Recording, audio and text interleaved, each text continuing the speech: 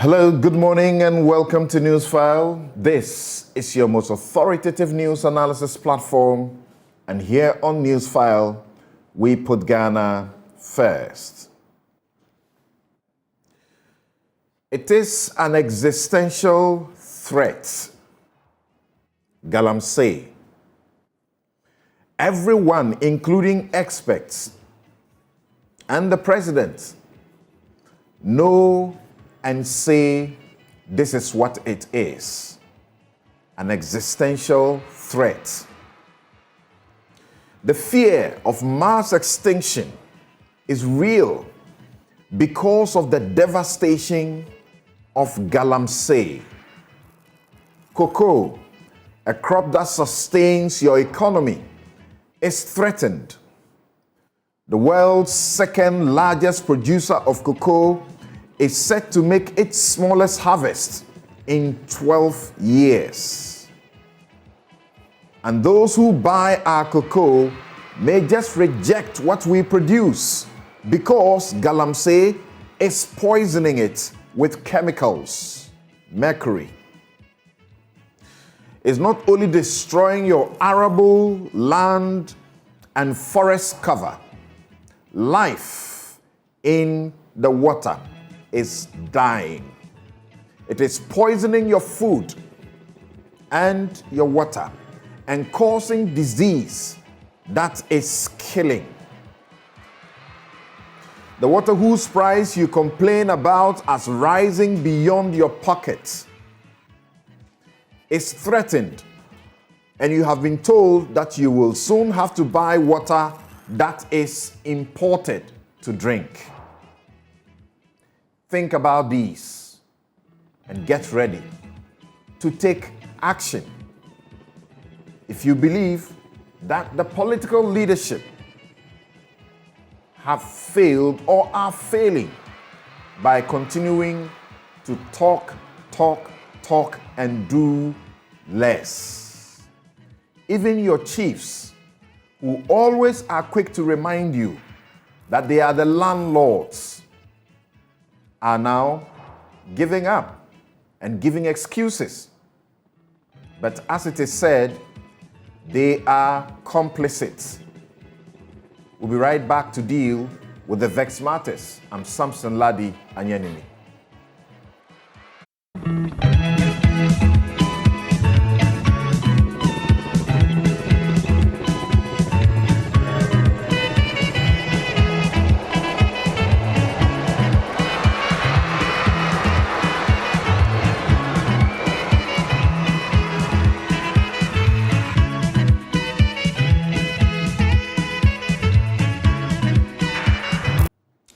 And it obviously does appear we have run out of excuses.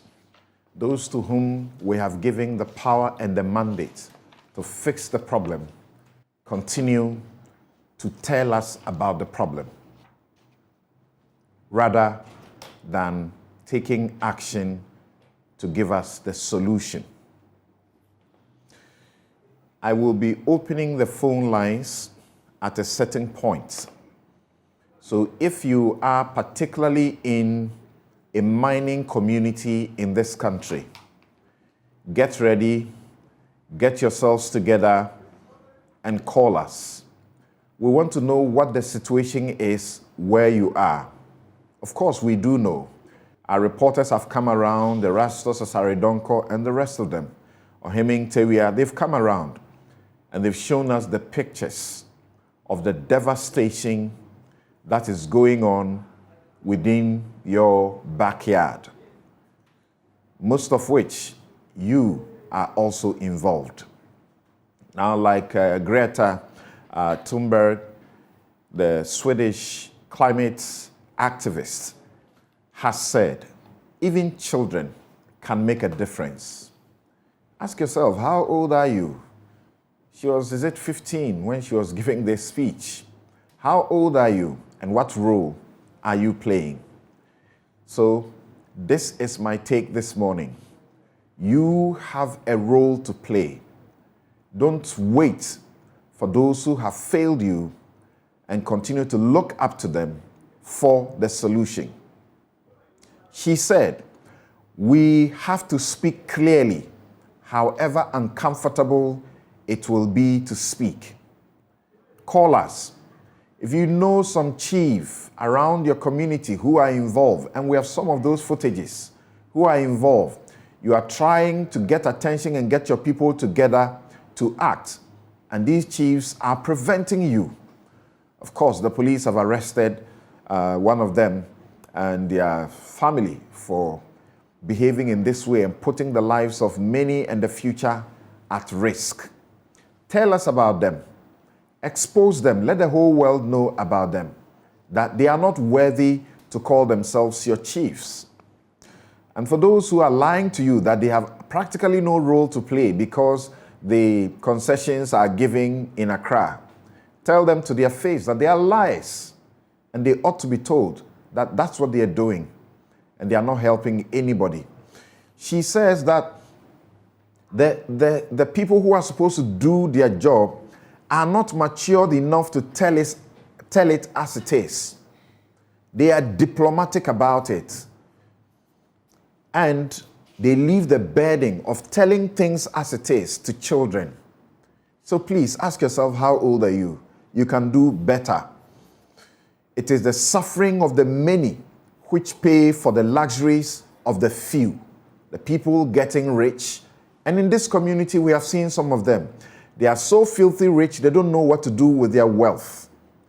And they parade themselves on television, radio, everywhere, telling us phantom stories, telling us clearly how they do not know what to do with the wealth that they have made out of gold. She says, they are stealing your future before your very eyes, and we need you to pay attention to that. If they cannot solve the crisis, call it a crisis. You must treat it as a crisis so we can get the solution. And if the solution is impossible to find, then the system itself has to change. I'll open the phone lines for you to call at an appropriate time. I'll announce that. Just get ready if you are in particularly a mining community in this country. Tell us what you see and what is happening to your community. Thank you very much. Now let me introduce my guest for this morning's discussion. And here in the studio we have George Mreko Duka, who is MP Takwa in Soem and Deputy Minister Lands and Natural Resources. Professor Kwesi Ening is joining us via Zoom. He is visiting Claude Ake, Chair, Nordic Africa Institute.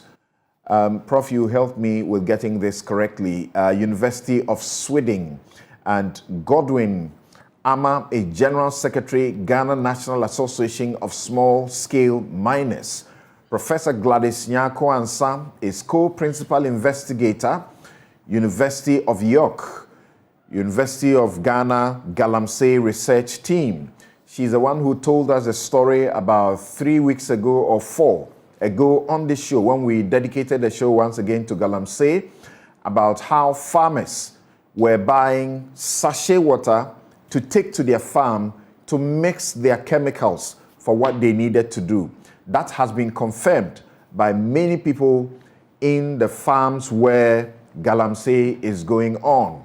Dr. Bright Opong Afum is senior lecturer, Mining Engineering Department, University of Mines and Technology, UMAT, Takwa. Here in the studio, Martin Pebu. He is a rights activist. He is a lawyer. Dr. Kenneth Ashigbe, convener, Media Coalition Against Galamsey.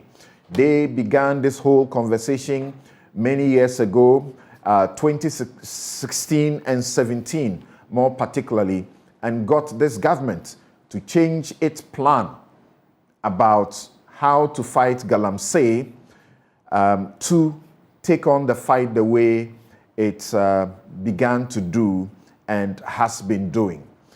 Thank you all, gentlemen, for making time, and lady for making time to join us on Newsfile this morning.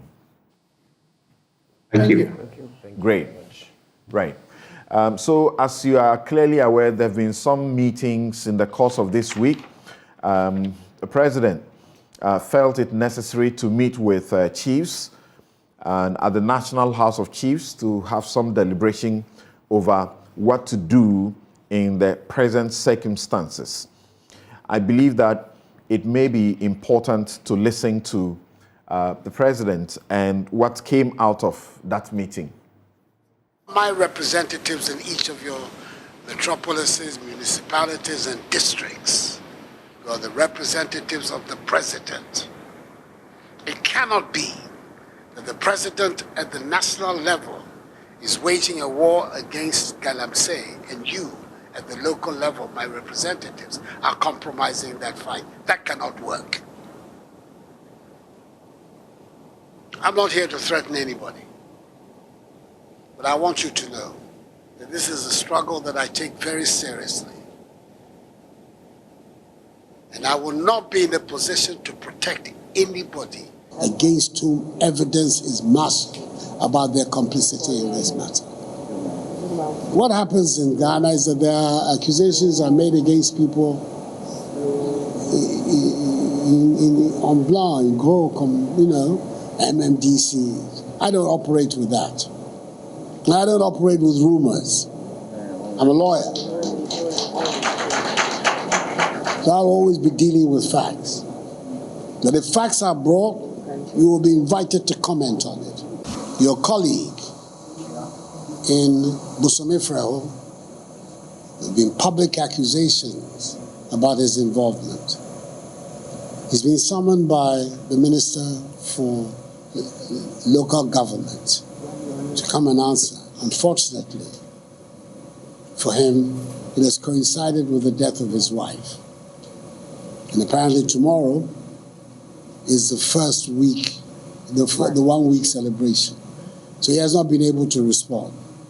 But when the 1 week celebration is over, he will have to respond. And depending on the quality of his response, we will decide what the future holds for him. But that is the process that we're going to apply to anybody against whom allegations are made. An opportunity will be given to you to respond.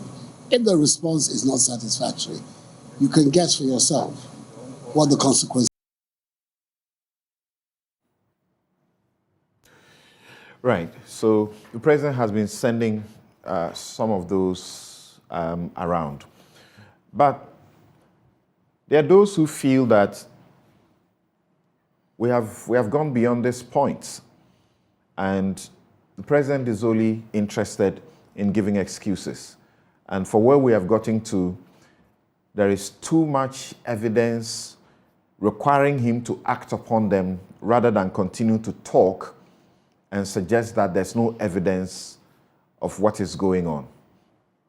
One of those who believe that things are not going correct and the president needs to admit and begin to check what he's doing is the NDC's Sami Jemfi, speaking on behalf of the party and making a number of demands.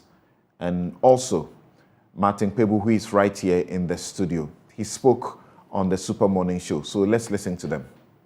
We demand the following urgent and concrete actions from you if you want Ghanaians to take you seriously. Number one, we demand the immediate prosecution of all government functionaries and MPP officials who have engaged in illegal mining, such as Charles Bisu, Chama Wuntumi, the evidence is clear, the Minerals Commission. Your own Minister for Lands and Natural Resources say Chama Wuntumi is doing Galamsey in the Tano Nimiri Forest Reserve. You don't need any other evidence before you can prosecute him. And Yowusu, Ekwawusi, Professor Frimpong Boateng, among others. This will be the first step to your redemption and serve as a deterrent to other people within your government and party. You need to send a clear signal to Ghanaians that anyone caught in Galamsey will be dealt with without fear or favor, regardless of their party colors. Number two, Mr. President, we demand that all the so-called illegal mining companies, like the Akonta Mining Company, which belongs to Chama Wuntumi, the Heritage Imperial Mining Company, which belongs to Mr. Donald Ensua, a known financier of the MPP, who have invaded forest reserves without any mining leases or permits, must be closed down and prosecuted. The assets of these companies must be confiscated and their owners surcharged with the cost of the destruction they have caused our environment. We demand that all security personnel, number 3, complicit in illegal mining activities, should be made to face internal investigations and discharged from the various services to serve as a deterrent to others. It's when the president says if accusations are made, I found it very laughable. One, before he came, he said he will use the ANAS principle. So from the way people are complaining over all this month, where is the ANAS principle he promised? So they will do undercover investigations. So all this while he's not aware. Number 2, look, in every part of Ghana, you see the National Investigative Bureau. They have officers all over. So as you are walking around, he's also walking in the society and watching. So he knows, look, the president can't say that he's not being briefed about this thing. He's just sleeping on the job. I think, look, President Kufuor, I don't know how many times we have to call on him. He just has to resign. Look, this man is just giving us too much headache. He has checked out. He should just resign. Okay, resign. That's the best thing. Because look, he's shown too clearly that he's not competent. If Galamsey, we can't fight Galamsey. Every time he's always reactive. But as I said, there's a citizenry. If we don't rise, this is the kind of leaders we get. We made a mistake by voting for him, but it's not late. We can stand up and push him out. I think Kufuor should just resign. This thing has to stop.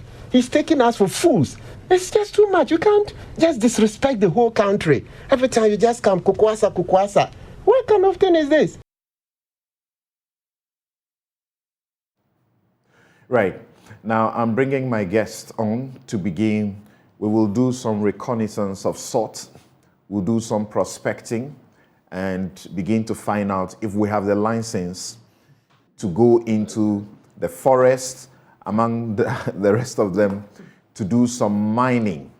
I'm talking about the solutions that we need. But first, watch this. It's a very short report. Just 2 minutes. Watch it.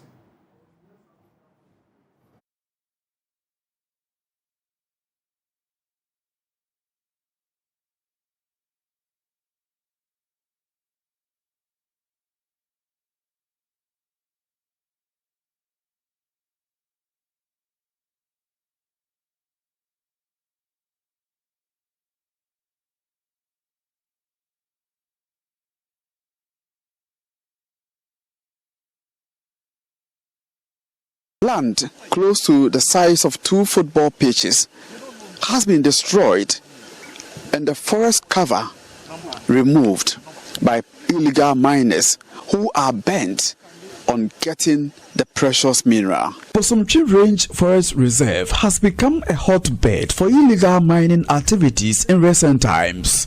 Section of the reserve in Menti at the Kabunso and Danso has been targeted by Galamsey operators.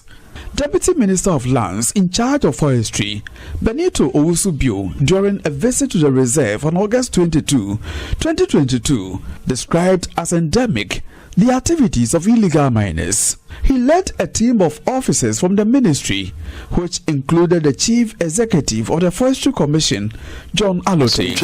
Range Forest Reserve in the Bosume-Frehon district.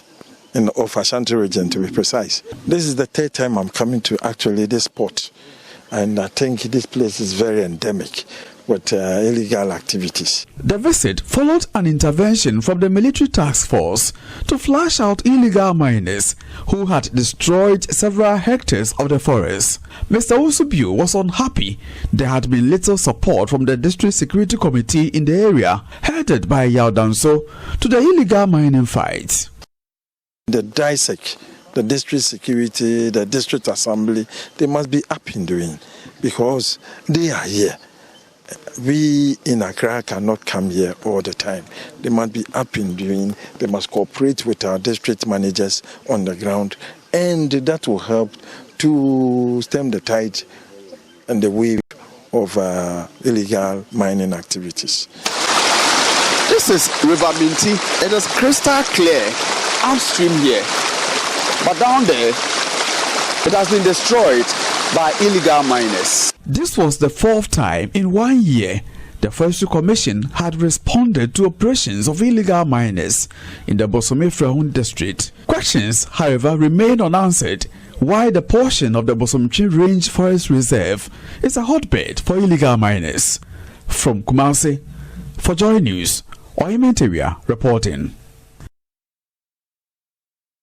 Very much, Ohimintewia there. And in the course of the week, you have also been watching us. We have been showing you the report as done by Erastus Asare Donko, who most of the journalists have been endangering their lives going into some of these things, particularly Erastus Asare Donko, who has even come under threat, you know, including from people who are supposed to be in parliament and know better, and presently have the guts to seek to represent their party as flag bearers to become, you know, presidents of this country. Well, let me go to the Zoom and begin with Professor Kwesi Ening. Prof, thank you very much for making time once again to join us. Well, it's always a great pleasure. Great. So to begin with, and I pray that you don't get tired talking about this. It doesn't matter how you have to say the same thing over and again. It has to be said until we have seen the change we need to see. What would you say that after we resurrected this discussion again, we are seeing some, you know, action, and the president, is it action? We are seeing a lot of talking, and the president has gone to meet with chiefs who earlier has said that they are not in the picture at all, and we should not focus on them. Well, Samson, thank you very much, and you asked me to correct something. So I'm the visiting Claude Ake chair at the Nordic African Institute. Thank you very much, Claude Ake. Thank you very much. Yes. Claude Ake would have loved this discussion because he was a patriot, he was a Pan-Africanist, he loved Nigeria, he loved this continent. Samson, I'm going to be very blunt, as always. We have a license to prospect because we are citizens and not spectators. That is number one. Number two, when the deputy minister enjoins the dissect to be up and doing, it just shows that he himself has not read Act 1030, upon which the National Security Strategy document is built on. When he says dissect should be up and doing, that represents the collective failure of the state security apparatus where he was standing.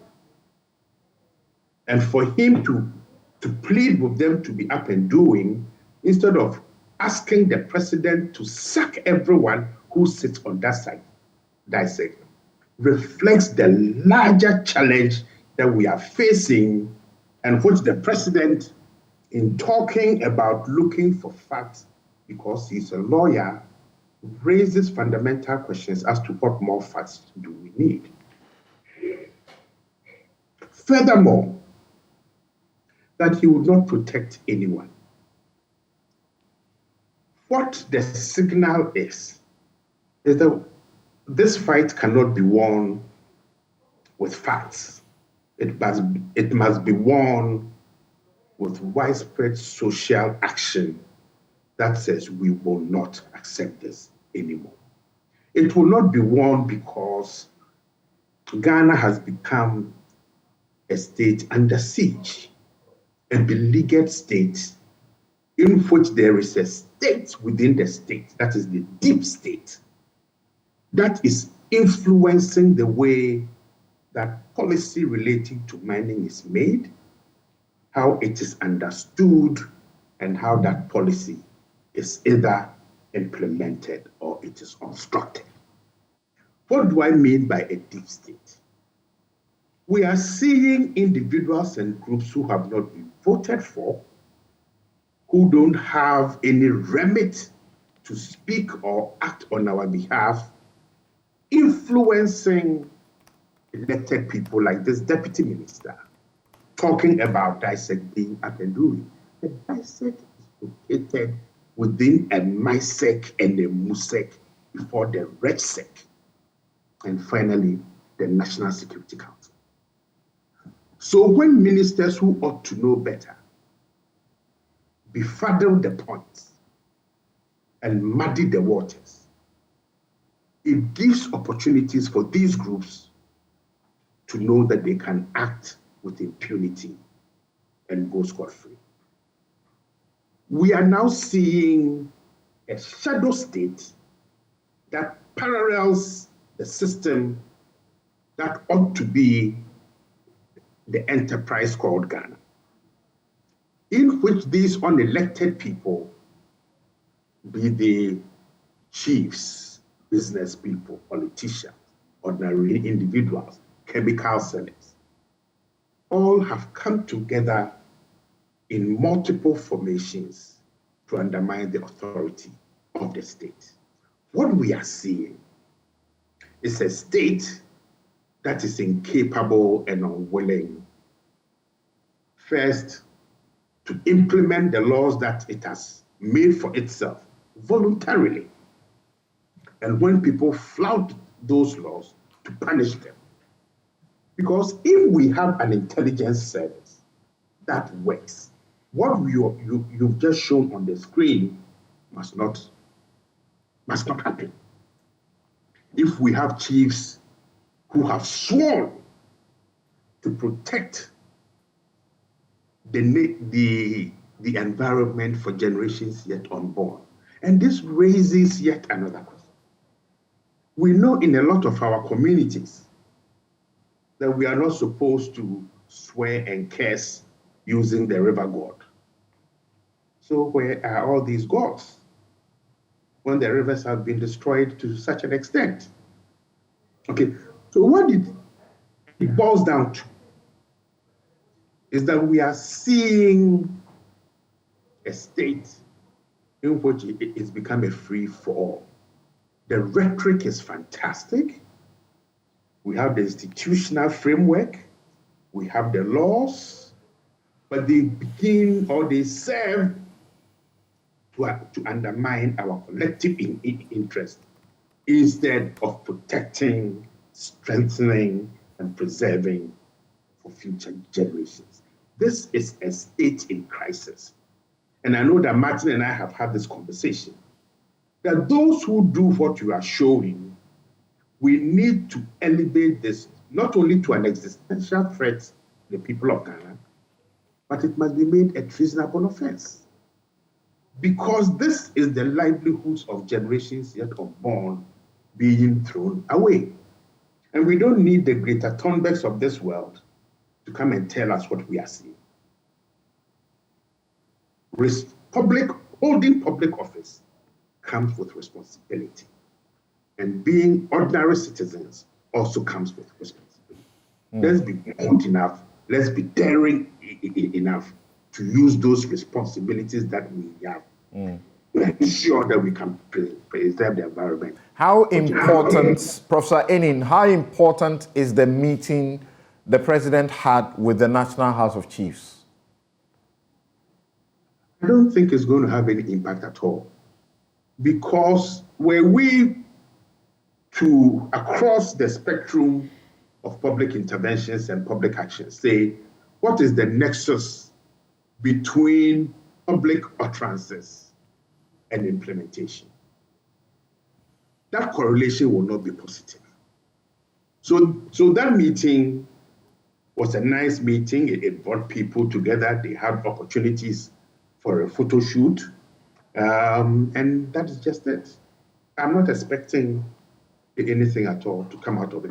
Were we to have drones that have been sent up right now over these sites, people will still be mining. When the president speaks, and as he correctly said, those who ought to represent him make him a laughingstock because they go against his publicly uttered words. and he is not seen to be punishing them or dismissing them, then it undermines his authority. All right. So hold on there for me, and let me come to the Honorable Deputy Minister for Lands and Natural Resources. Now, proceeding begins by, being direct, speaking to you, right? That you should do more than get down there, and people who have the responsibility over these jurisdictions that are being mined, with such impunity, you get down there, rather recommend to the president to remove them, rather than plead with them to be up and doing. Samson, let me say a good morning to your cherished listeners and viewers, and a pleasure joining you on this platform, one of the biggest platforms we have in the country. Let's first of all understand what we're talking about. It's very important as a country. This is an area or a sector that all over the world people are struggling to tackle. If you go to the developed countries like Australia, for example, which is endowed with gold, go to South Africa, which is also equally endowed, they do struggle with the battle or the canker of this Galamsey. In Australia, they call it prospectus. In South Africa, they call it zama zama. The last engagement I had with the consulate, architect of Australia, they indicated to me one of their struggles is the fight against this prospectus, or the Galamseyers as we locally refer to. It's been a bane also in Ghana, where we're struggling to regularize the small-scale mining sector especially. Just recently, I watched SABC of South Africa, where the police minister, here we call the interior minister, arrested no less than 500 Zamazames. And according to the police minister, he said, to my dismay, and I quote, I saw a woman who was wielding a gun, had a baby at the back, and was ready to shoot. And that woman has been arrested.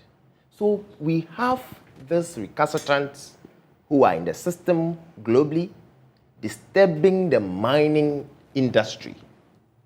Now, Samson, we also have a regime where we are dealing with extreme environmentalists who believe that we should not touch our nature, our trees, and live, naturally, which is good. We also have industrialists who believe that our gold contributes immensely towards the economy of a country, so to speak. As a government, you would need to manage these two schools of thoughts. You understand the small-scale mining sector contributes about 40%, is it? Absolutely. Of our gold revenue. Absolutely. And even in a way, it also has an impact in the GDP rate. And injecting such quantum of flesh into the economy, a country will be proud of. Now you have also an institution that says, no, don't mine at all. We don't want anything like mining. So you blend and run through these two. President Mills, and let me even say, go back to President Rawlins's regime in the 80s when we had a junta, where he marshaled all the forces, military, to get to Tarkwa, Pristia, and its enclave, just to clamp down illegal miners. In the 80s, where people were handcuffed through the principal street of Tarkwa and all that, people were beating and all that, just to also curb the menace. Just after his regime, Kufuor came. Kufuor made a pronouncement that the Galamsey is eating into the economic fiber of this country. After that, Mills came, and he said something, and let me state it clear here, what Mills said. And Mills was so devastated about what he saw during his tour and made mention of Galamsey destroying our cocoa farms all over. To President Mahama's tenure, he said he went ahead to even inaugurate interministerial Galamsey task force in May 14th, 2013. And this task force was to battle the canker. And Mahama said something. He said, and I quote, Mr. Mahama, who had flown to the area in a helicopter, said he was shocked to see the massive destruction caused by Galamsey activities in the area. And this was in May 14th, 2013. Yes, it's been a bane. As a government, what do? You put measures in place to curb this.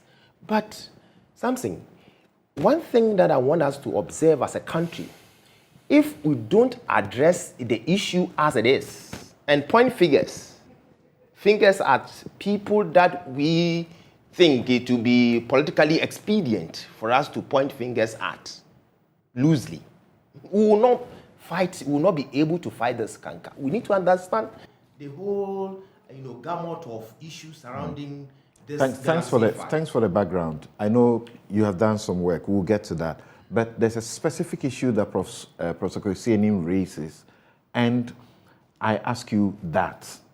You should not be going to people who are superintending, quote unquote, because they are responsible for those jurisdictions, and pleading with them to be up and doing. Professor Anyenini is someone I do respect so much.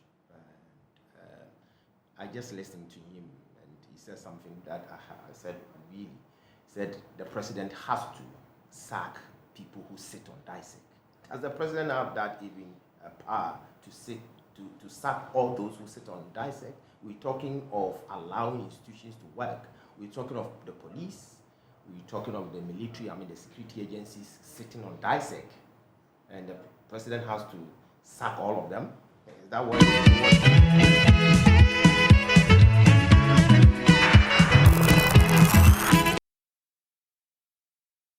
I'm aware that in the last election, it cost us, especially in the western region. Most of the mining communities in the area turned their back on us. I think there are just two exceptions, Takwa and Bibiani. The rest turned their backs on us. So there is a political cost to the fight we're waging. It's a cost we should be prepared to pay in the interests of Ghana. But if the people of Ghana see a determined effort on our part, which is yielding results, our water bodies are clearing, our landscape is being reclaimed, our forest zones are being preserved,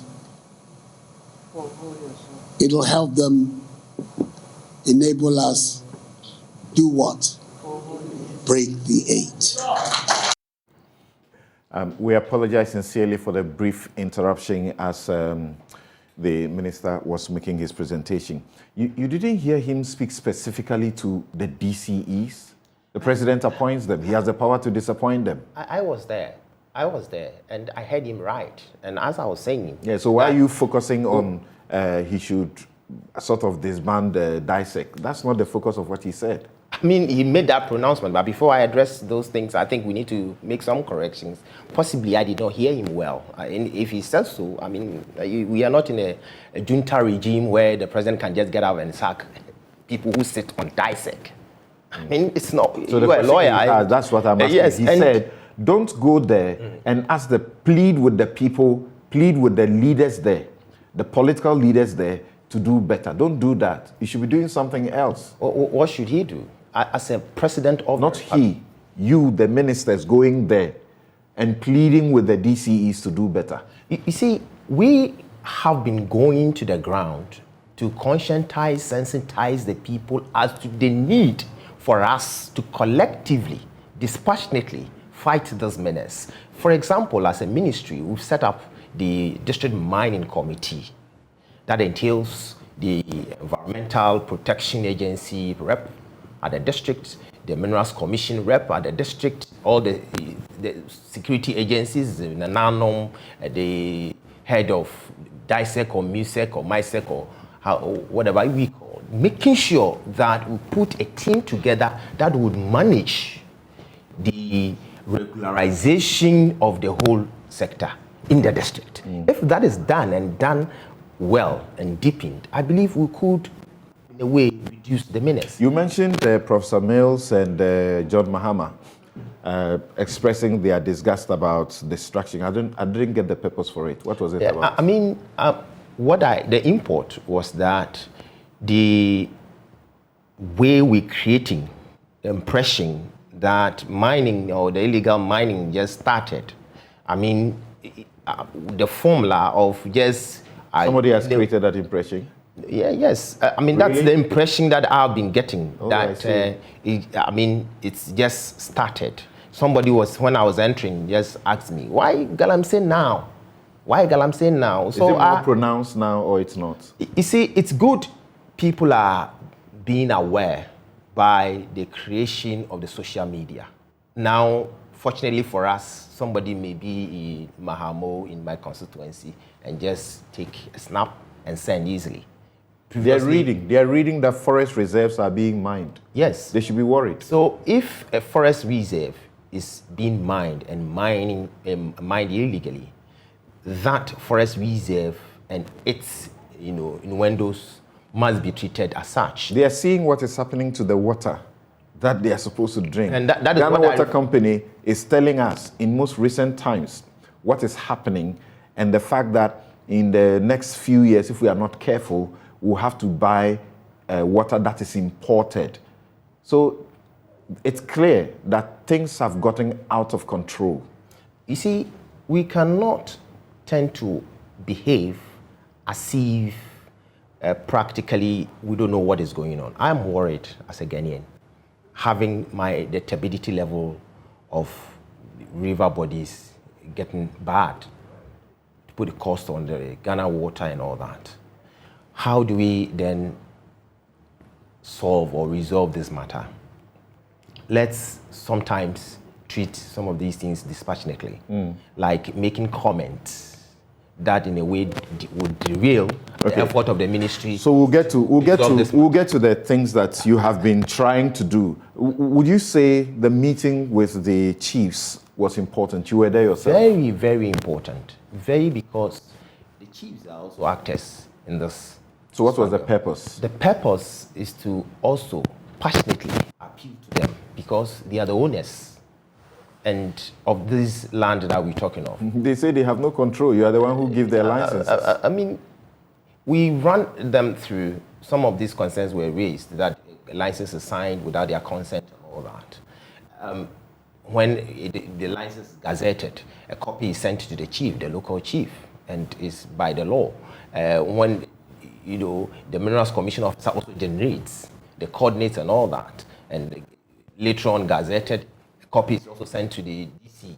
So those ones that are being mined illegally, obviously they're not having any documentation, and for that matter, the chief wouldn't do. So, and that is what the president emphasized, that if the person is mining, you don't even know any documentation around it. Obviously, the person is mining illegally. The chiefs have not raised police. They don't have power over the army. It is the president. You are in control. It's a concern. So we've also been meeting the security agencies to get on board and get those people arrested and prosecuted. What should the chiefs do? Should they raise a militia to help? The chiefs play very key role in the management of the governance of these natural resources in this country.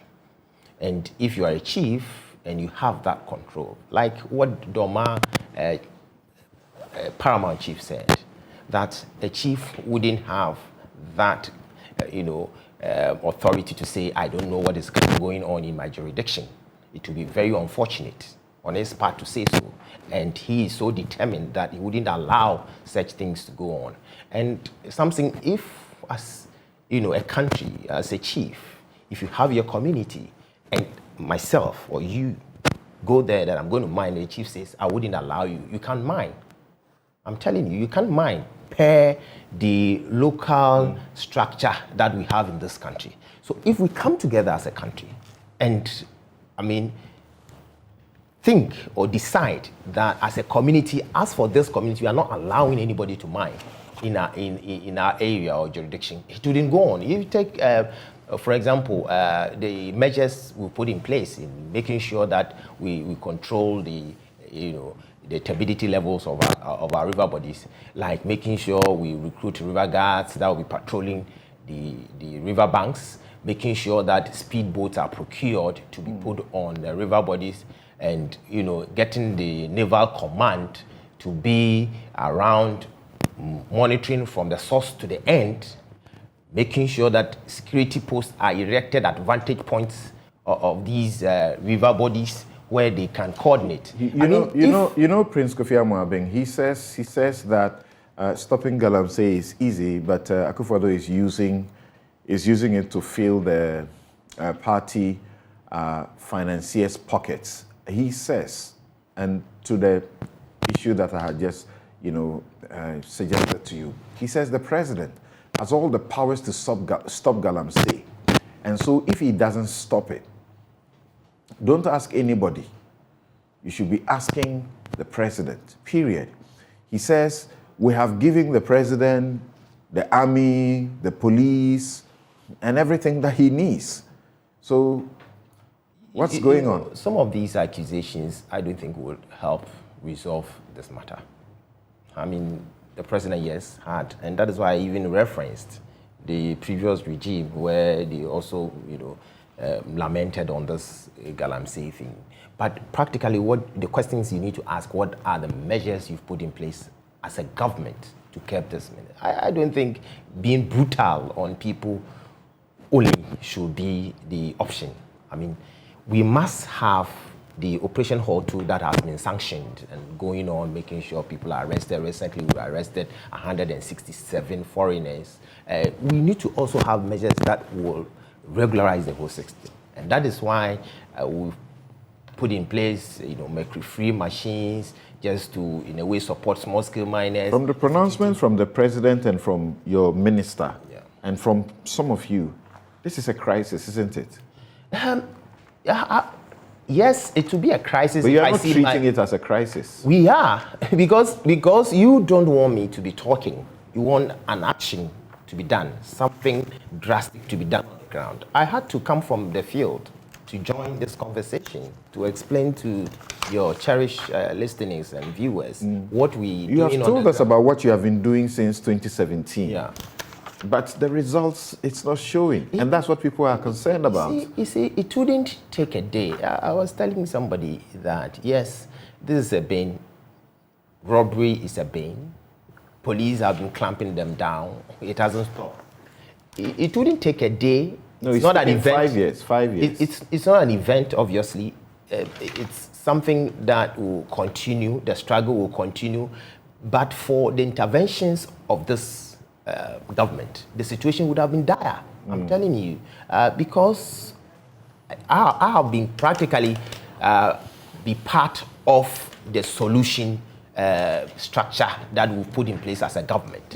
And the political dimensions is also making it very difficult for us to resolve this matter. Because if a government, stipulates or put down some measures to get these things addressed, and you have a statesman also going out there to say that, yes, give me authority, give me power, and I will free all Galamseyers who have been imprisoned or who were imprisoned during the someone's regime. It empowers.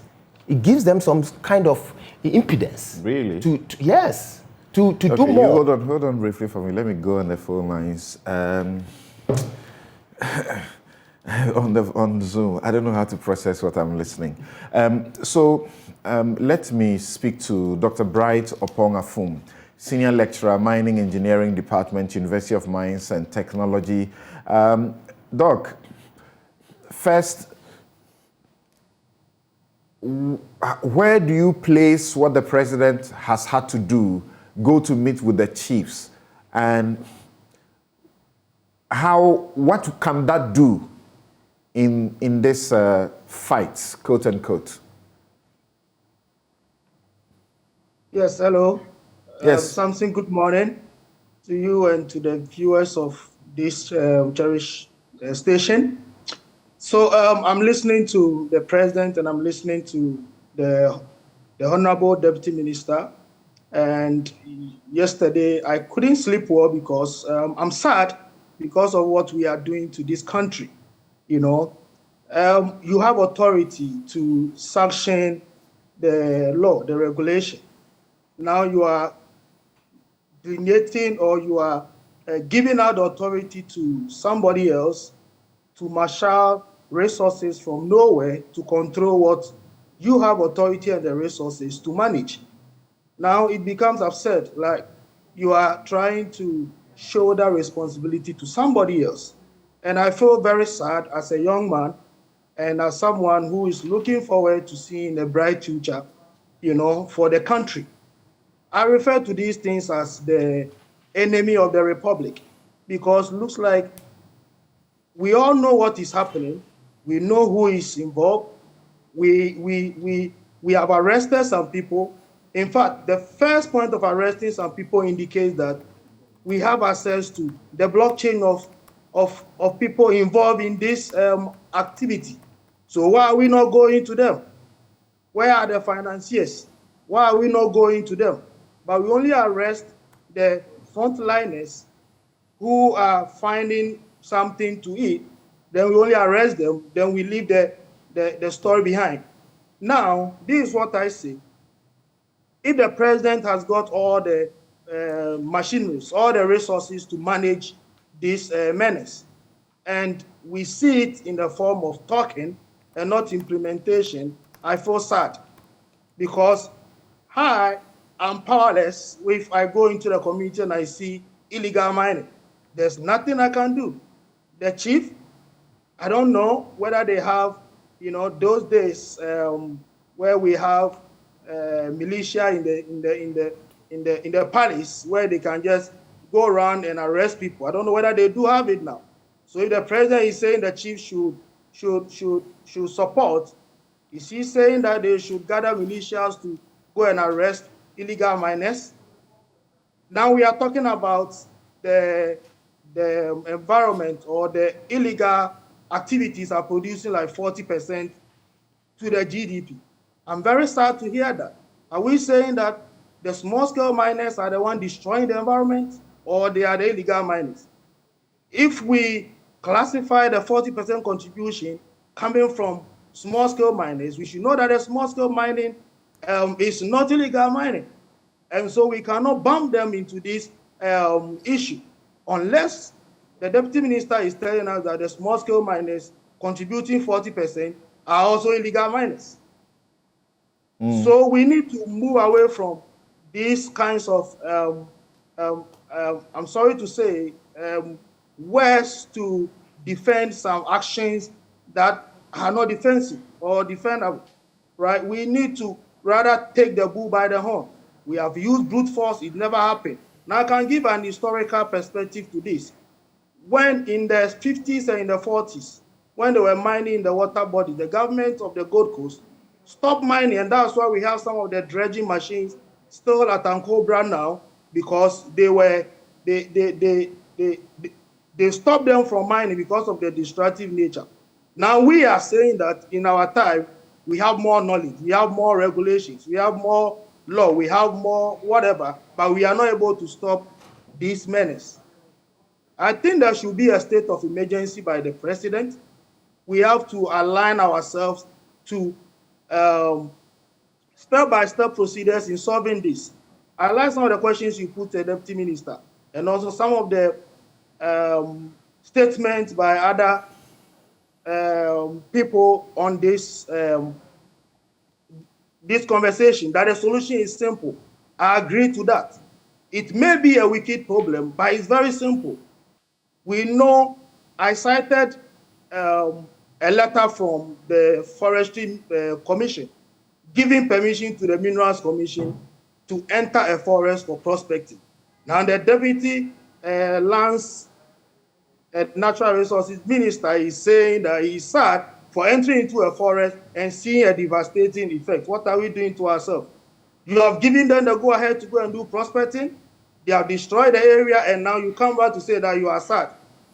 I don't see where we are going with this kind of attitude or this kind of solution style that we are using to manage this menace. Okay, Dr. Afum, hold on for me, and I'll go to, I've got Professor Gladys Nyakoansa on the line, and Godwin Ama also on the line. But before that, Martin, Dr. Kenash Betu is on the line. I don't know. Dr. Kenashigbe, let me come to you first, because you are the convener of the Media Coalition Against Galamsey. Do you see something that I see? I may be wrong. That it appears that the government of a president who has put his presidency on the line still wants to approach this thing from a comfortable place, still doesn't want to lose anything in the fight. The president is complaining that the last elections, and the party, they've been complaining that they lost some votes because of their fight against Galamsey. And you have heard the minister himself say small-scale mining contributes over 40%, of the resources, gold resources that we get. And so for us to talk about go back to a period of a ban, it's a no-no. And then, whilst they say they are doing something, it does appear they wait, then the media begins to talk. We go to the field, bring the footages, we start to talk, and then we see them now beginning to travel the country. The president is now calling a meeting here because we have revised the debate again. Is that what you see?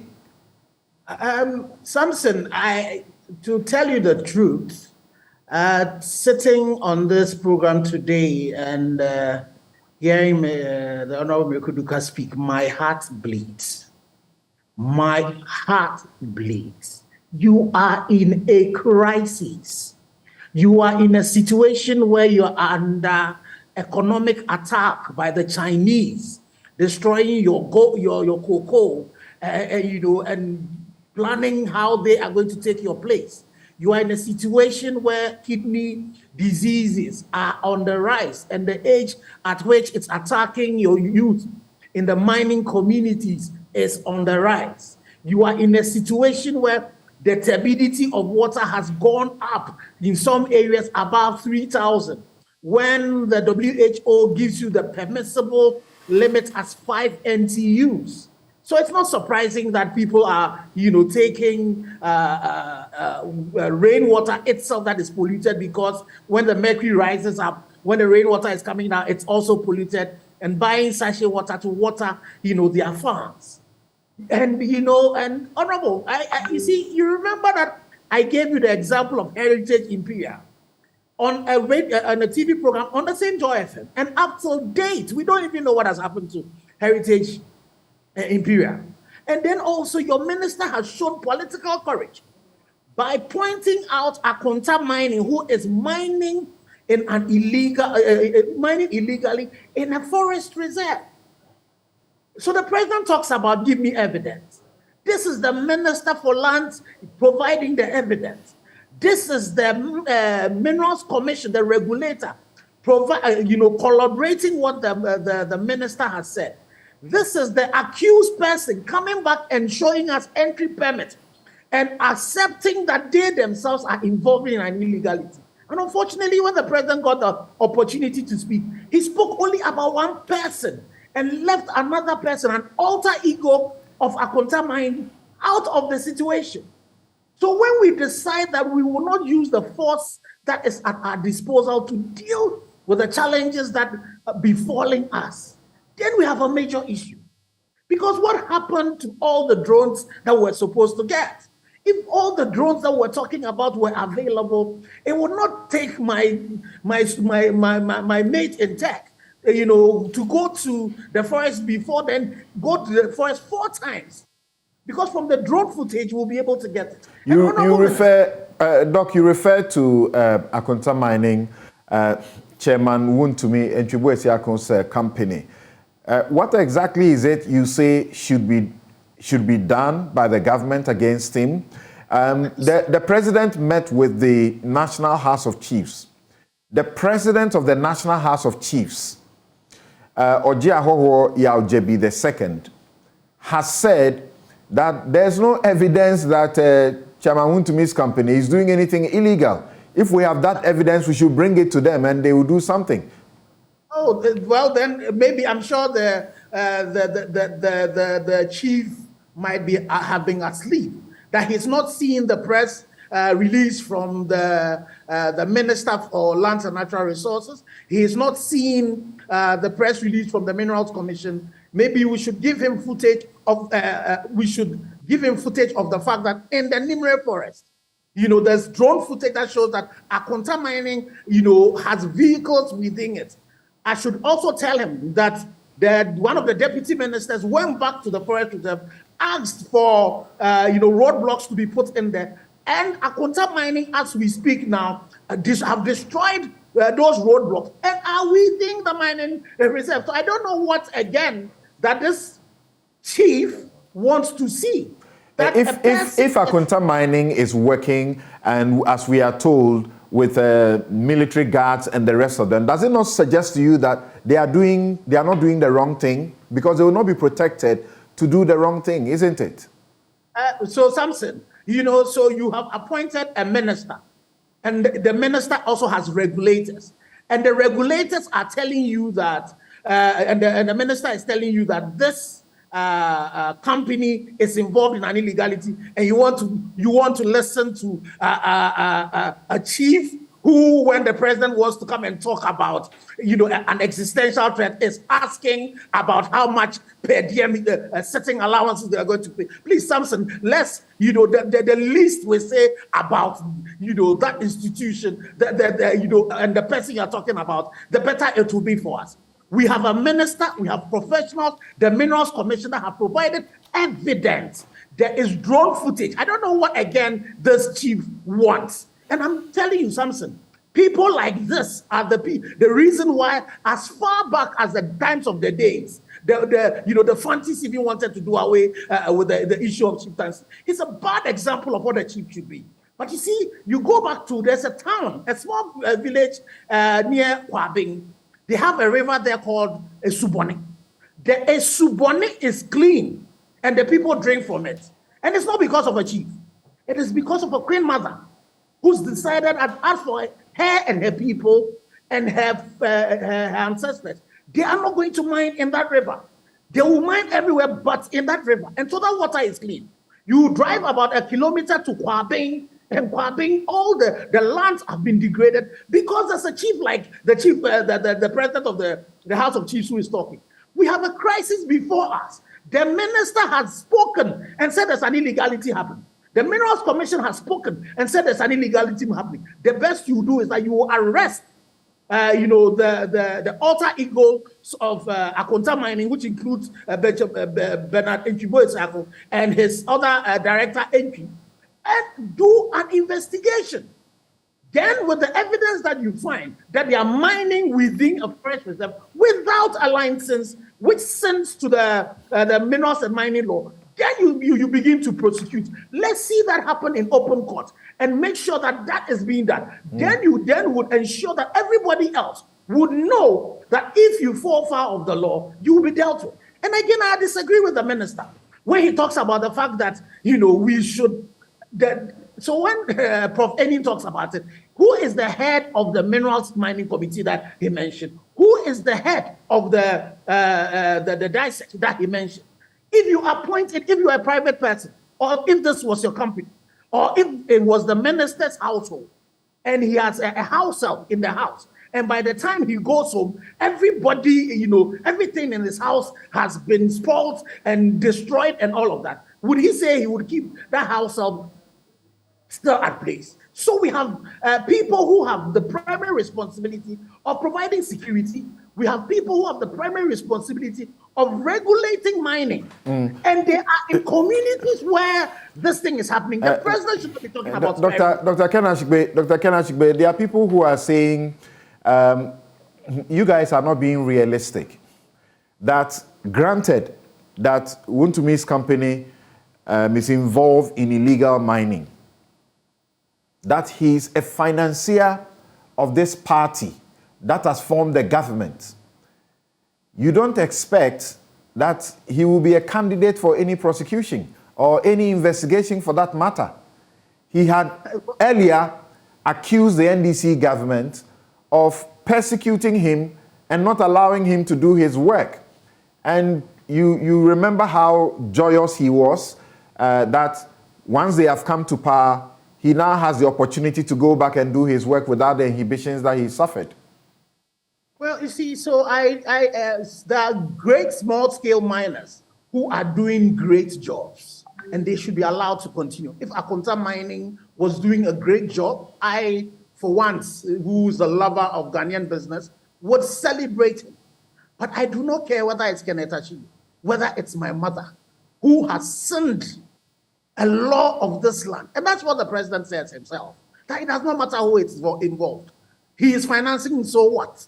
He's financing, so the whole country should go to, and it's the only reason when we'll be able to fight this thing successfully is to be able to act like the Minister of Lands and Natural Resources. Where you see one of your own involved in an illegality, you point him out. But you move the next step and ensure that the person, you see, the interesting thing is, initially when we did our search at the Office of the Registrar of Companies, we saw his name and that of the entry as the shareholders, the beneficiary owners, and as well as the directors. So then I was looking for an opportunity to see whether he was actually a director. But he signed a letter complaining, and he titled himself a chief executive. So he means he's an executive person responsible for the mining in the Nimre Forest. So in terms of evidence, the evidence abound. Another evidence that you can have, that the police have, is that the people of Samra Boy, there was a clash between his workers and the people of Samra Boy when he attempted to take mining equipment into the forest reserve. And there were gunshots that were fired. So again, what evidence do you want? The man is going to mine in a place where he does not have a permit. That is a sin against the minerals and mining law. So you see, we cannot in one breath say that we've had an audio of a DC who is talking about getting people to go and mine. And then we are we're summoning him to meet the minister. And then we have evidence from the Minister for Lands and Natural Resources. We have the Minerals Commission collaborating the fact that this particular person is actually engaged in illegal mining. And as we speak, the person is still, the order that the minister gave, the person is not going according to it. And we're pretending as if we'll be able to fight this war when we don't deal with it. Let's take a leaf from the book of Lee Kuan Yew. He had a minister travel on the ticket of a foreigner. He goes and he comes back. Not only is he dismissed, but he's prosecuted and jailed. If we really want to fight this, we need to ensure that all of those who are around the corridors of power, who are involved in it, no matter whose ass it's got, is dealt with. And for me, I think we're going to start if it is that those we have appointed do not, do what it is that they're going to do. We're going to show to them that the Constitution says that we are the sovereign. So all of us, and that's why, Samson, I'm happy about the call you're making to all Ghanaians.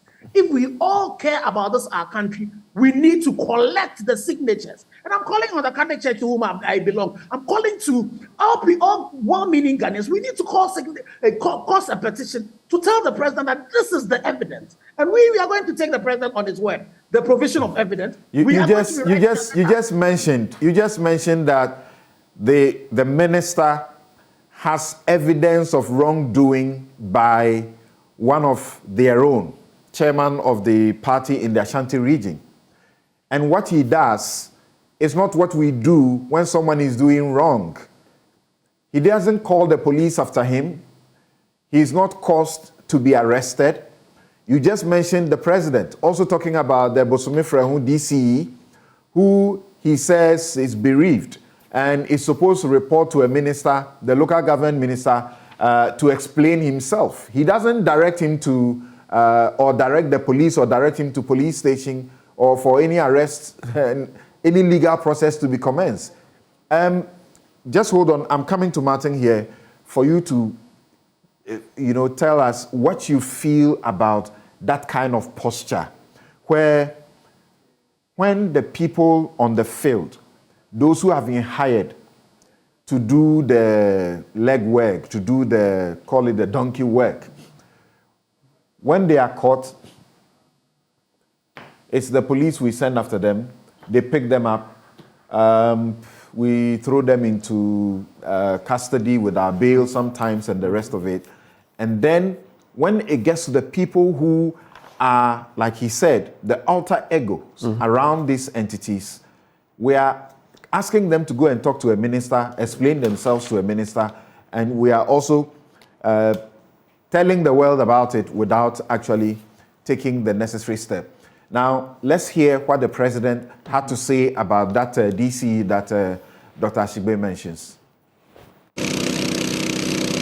Illegal mining operations have been rife in parts of the country.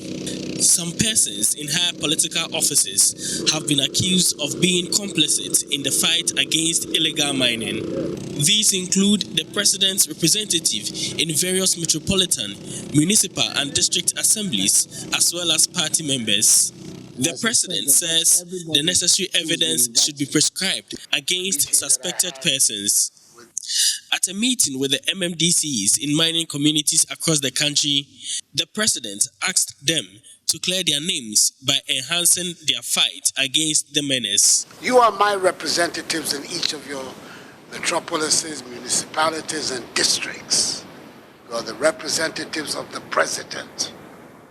It cannot be that the president at the national level is waging a war against Galamsey, and you at the local level, my representatives, are compromising that fight. That cannot work. I'm not here to threaten anybody, but I want you to know that this is a struggle that I take very seriously. And I will not be in a position to protect anybody against whom evidence is masked about their complicity in this matter. What happens in Ghana is that there are accusations are made against people en blanc, in gros, MMDC. I don't operate with that. I don't operate with rumors. I'm a lawyer. So I'll always be dealing with facts. But if facts are brought, you will be invited to comment on it. Already, the district chief executive for Bosome Frehon, Yao Danso, has been summoned to clear his name in illegal mining activities in the area. President says the passing of the DCE's spouse is keeping him from responding to the call. Your colleague in Bosome Frehon, there have been public accusations about his involvement. He's been summoned by the Minister for Local Government to come and answer. Unfortunately for him, it has coincided with the death of his wife. And apparently tomorrow is the first week, the 1 week celebration. So he has not been able to respond. But when the 1 week celebration is over, he will have to respond. And depending on the quality of his response, we will decide what the future holds for him.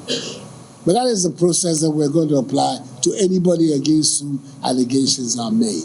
An opportunity will be given to you to respond.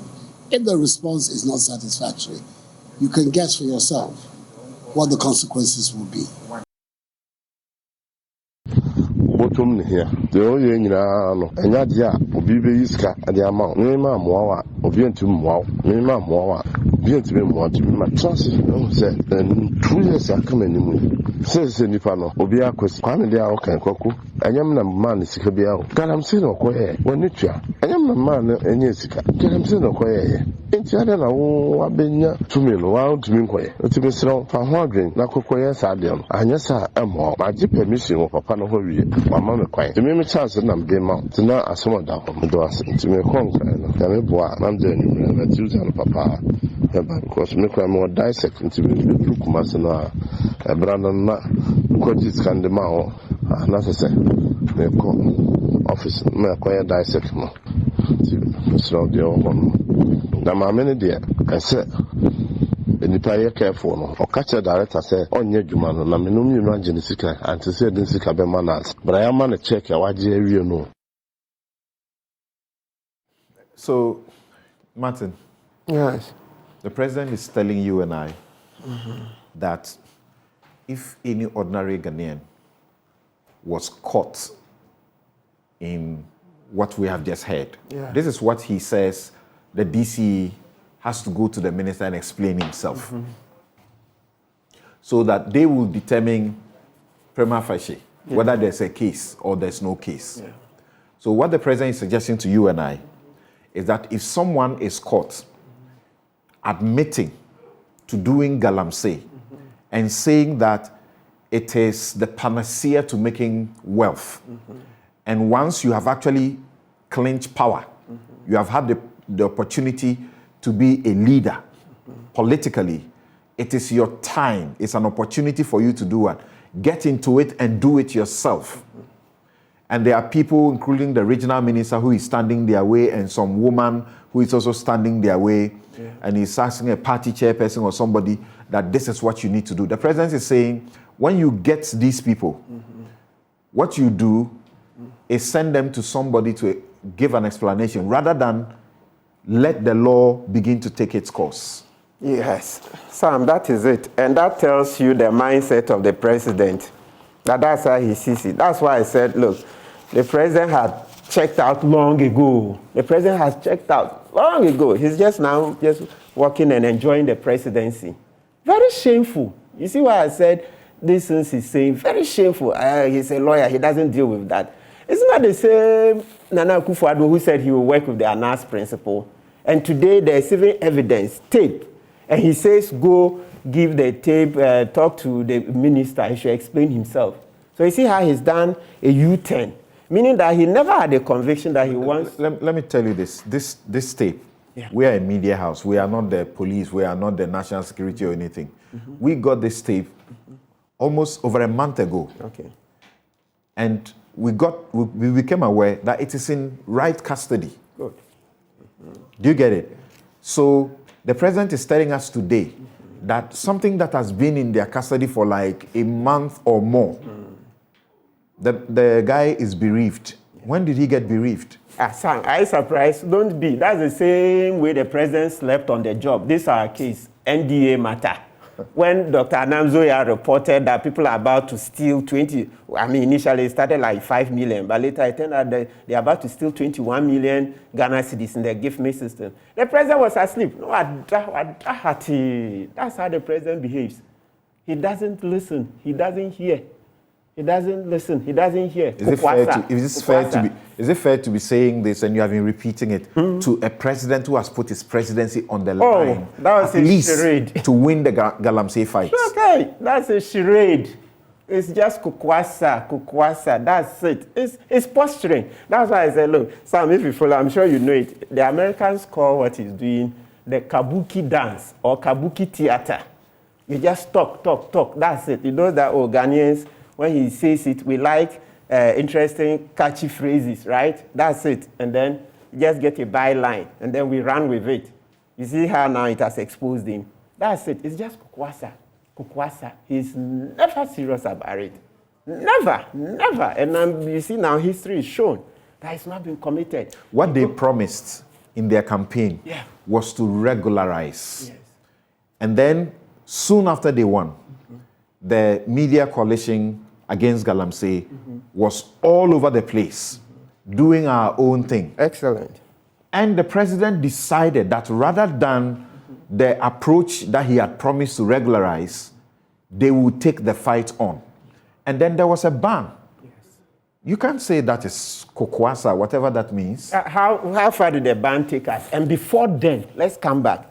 Before then, Sam, it was you guys that took on the fight. Me, I remember, as far as I remember, I used to follow Bernard Avle on City. He was crying day in, day out. Then he caught on. Then later I saw you guys on. Then later, before you guys coalesced into a coalition. So it's citizens that led the way. So he was being reactionary. So that I'll put my presidency on the line was just something for the media. He never meant it. That's how come, look. Having the military been telling you that those who have a passion for the fight, they don't get to go there. It's those who are interested in the money, so they go. You heard what they told, the commander told Erastus Asaridonko, that he should stop filming. Otherwise, his gun, when he as commander, his gun goes off, Asaridonko will be dead, and nobody will do anything. That's an army commander telling them. So these soldiers, from our military past, the same thing. So there are the good and then the bad. The good ones, those who have a passion to fight, they are not being selected. It's the business-minded, those who want to make money. You heard Professor Kwesieni give us a story the other day. This same military, those who they go to the site, they get money, they come, then they are boozing, drinking in the beer bars, in their uniforms. Okay? So we call it adverse selection. Adverse selection. They intentionally choose those who are friendly to them. So the military go and they won't go far. They will go, but won't go far. What became of this. When the police it was made a joint operation and police got involved, there was a police officer who blew the whistle on some of the soldiers who were actually facilitating rather than, protecting. Yes. I don't know what became of that. I think the media must follow this and find out what happened. Thank you. So that next Saturday, and that's what happened. Public officers who dare to speak the truth, then quickly, they are rather sidelined. They are transferred. You see, so you see why sometimes they see some of the things they won't. And you see, where is IG? When people were just doing some, prophecies and the rest, police themselves went and arrested them and arraigned them before court. You see, Jesus Ahonfe, he was acquitted just earlier on in the week. IG, his own men went to arrest. Where is IG? Can't you go and arrest Wuntumi? If it were a small fly, police would have fished out. During earlier in the week, when a man was spanking a little child, they abused. Police brought money they've gotten the person. Yet Wuntumi is mining in broad daylight. IG is not interested in that. About 3 weeks ago, is that fair to him? When we showed the footage near, is it a Lobo, where there was this chief, who was preventing actually his people. Yes. And mining is going on in the compounds of homes. When we showed the footage, the IGP followed up. I think the Sunday, that chief and one of his accomplices were arrested. Thank you, because he's not powerful. He's a small fly. So IG, we are grateful for that effort. Now, IG, make our day. Save Ghana. Haul in Wuntumi.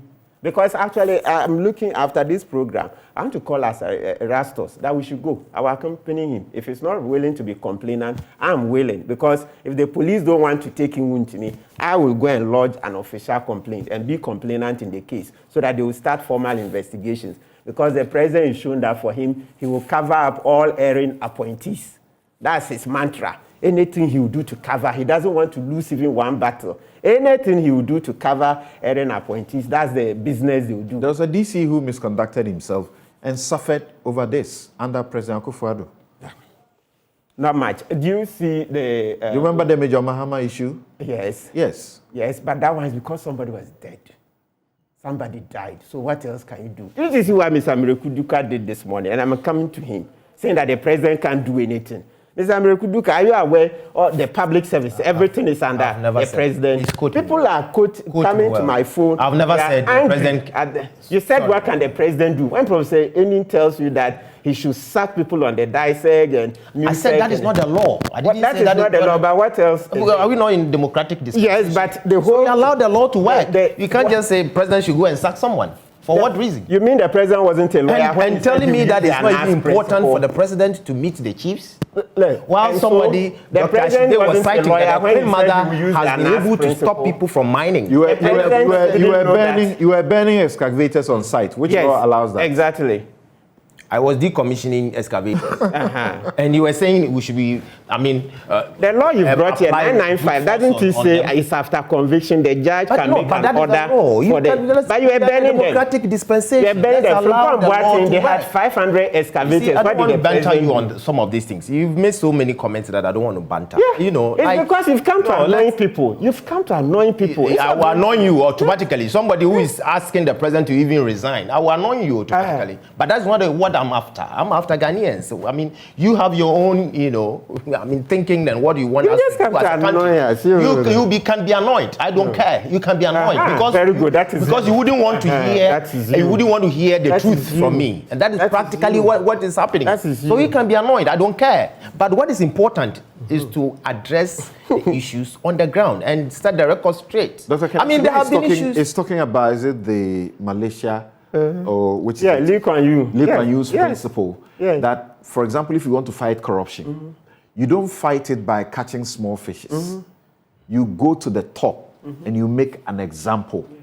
That's what people are asking for. You see something, and we're saying the same thing, that let's go by the law.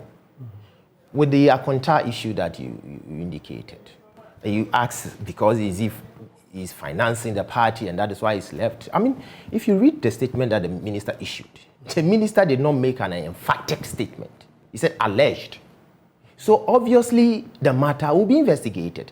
The deputy minister responsible for forestry was on the field just recently to see whether Akonta is still there.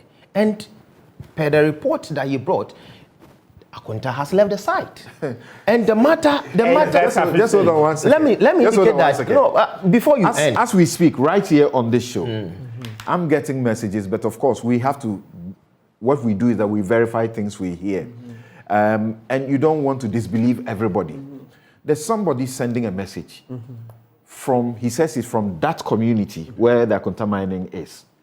He says that after the directive by the ministry, Akonta Mining is still having their machines around. He's suggesting, and I don't want to read verbatim what he's saying, that they are actually there working, and you say they are not working. I am saying on authority that Akonta Mining is not at where the matter got, sprung up. Okay. During the team or the investigations that came up. Let me also put it on record that Akonta Mining has concessions around that area. For example, in 2012, June 14th, they had a reconnaissance license over an area of 135.87 square kilometers in Samaboy. So obviously, it's Samaboy that we're talking of. 2012 is way back. Akonta Mining has been responsible small-scale mining concessionaire, or concession as we may put it, and has been mining responsible. Reconnaissance is not a license to mine. Prospecting is not a license to mine. I'm saying the time that he had, and went further to secure a prospecting license also in December 2012. Went further to even have a lease at a concession that is not when have the lease when we are talking about the Nimiri forest. That's the one. Martin, there's a reason I'm asking, because you see, whilst I agree with the politicians somewhat that it is important for them to do this thing, go back and check what the NDC era it happened.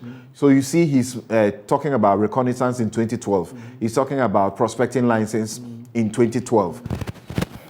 He's not talking about what they have done now within their regime. So you can see clearly that he's trying to bring your attention to the fact that, something was going on, but not now. That is not the import. Yes, that's it. I said so because of the question that the guy posed. Okay. That he's seen, or the information he sent to you, that he's seen Akonta Mining around. I'm only drawing attention that Akonta Mining is having a license around Samaboy. Probably he's referring to those concessions, but not the Numeri forest. Right. If it is about the Numeri forest, the deputy minister has informed the ministry that Akonta Mining has left. Okay. We need to take a break, and Dr. Wait. Yes, I'm bringing that. I know, Martin, I know. And there are a number of you who want to make an intervention before we take that break. I want to first apologize to Dr. Godwin Ama and Professor Gladys Nyako-Ansah. We'll come to you after the break. But Dr. Kwesi Enin, you brought the issue which I asked him about, Professor Enin, and you want to make a reaction. Quickly, sir. Yes, I want to make a reaction. I think the Deputy Minister, with all due respect, should go and read Act 1030. That act gives the President the authority to appoint the chair of DISEC, MISEC, MUSEC, and REDSEC, and as the direct appointees of the President, he can dismiss them if they don't perform. And that is what also authorizes the President to appoint, I think it's Section 2104. So please, Minister, come to my class if you are free, but certainly, please go and read Act 1030 of 2020. All right, thank you. Quickly, let me say something. If he wants me to join his class, no problem. But the most important thing is that he did not indicate that the President should sack the head, because he obviously appointed MMDCs and can disappoint. Right. That one we will know. Okay. So that is not what you're talking. He said he should sack the members. And as I announced earlier, when we return, once I speak to Professor Gladys Ansanyako and also Dr. Godwin Ama, and then Martin says he's actually been truncated. Then once I speak to them, I will open the phone lines. Those of you in mining areas, we are receiving a lot of messages from you. We want you to speak yourselves. What is going on? What are you concerned about? We'll be right back.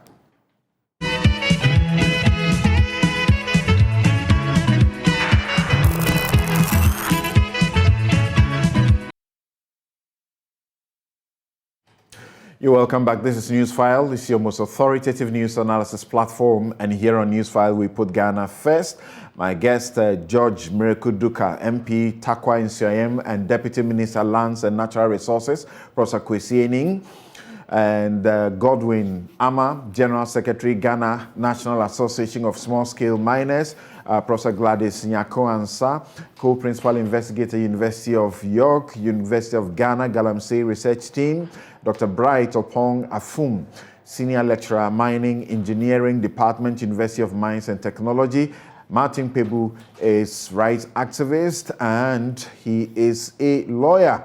Dr. Kenneth Ashigbe is convener, Media Coalition Against Galamsey. And as I announced, I'm going to speak to Godwin Ama and Professor Gladys Nyako-Ansah. After that, we'll hear from those of you who are itching to speak from the mining communities. I want you to tell us the real stories, as brief as you can. Not, what you are reading in some book and hearing some political party talk about or anything. Your stories, right where you are. Okay, Godwin, thank you so much once again.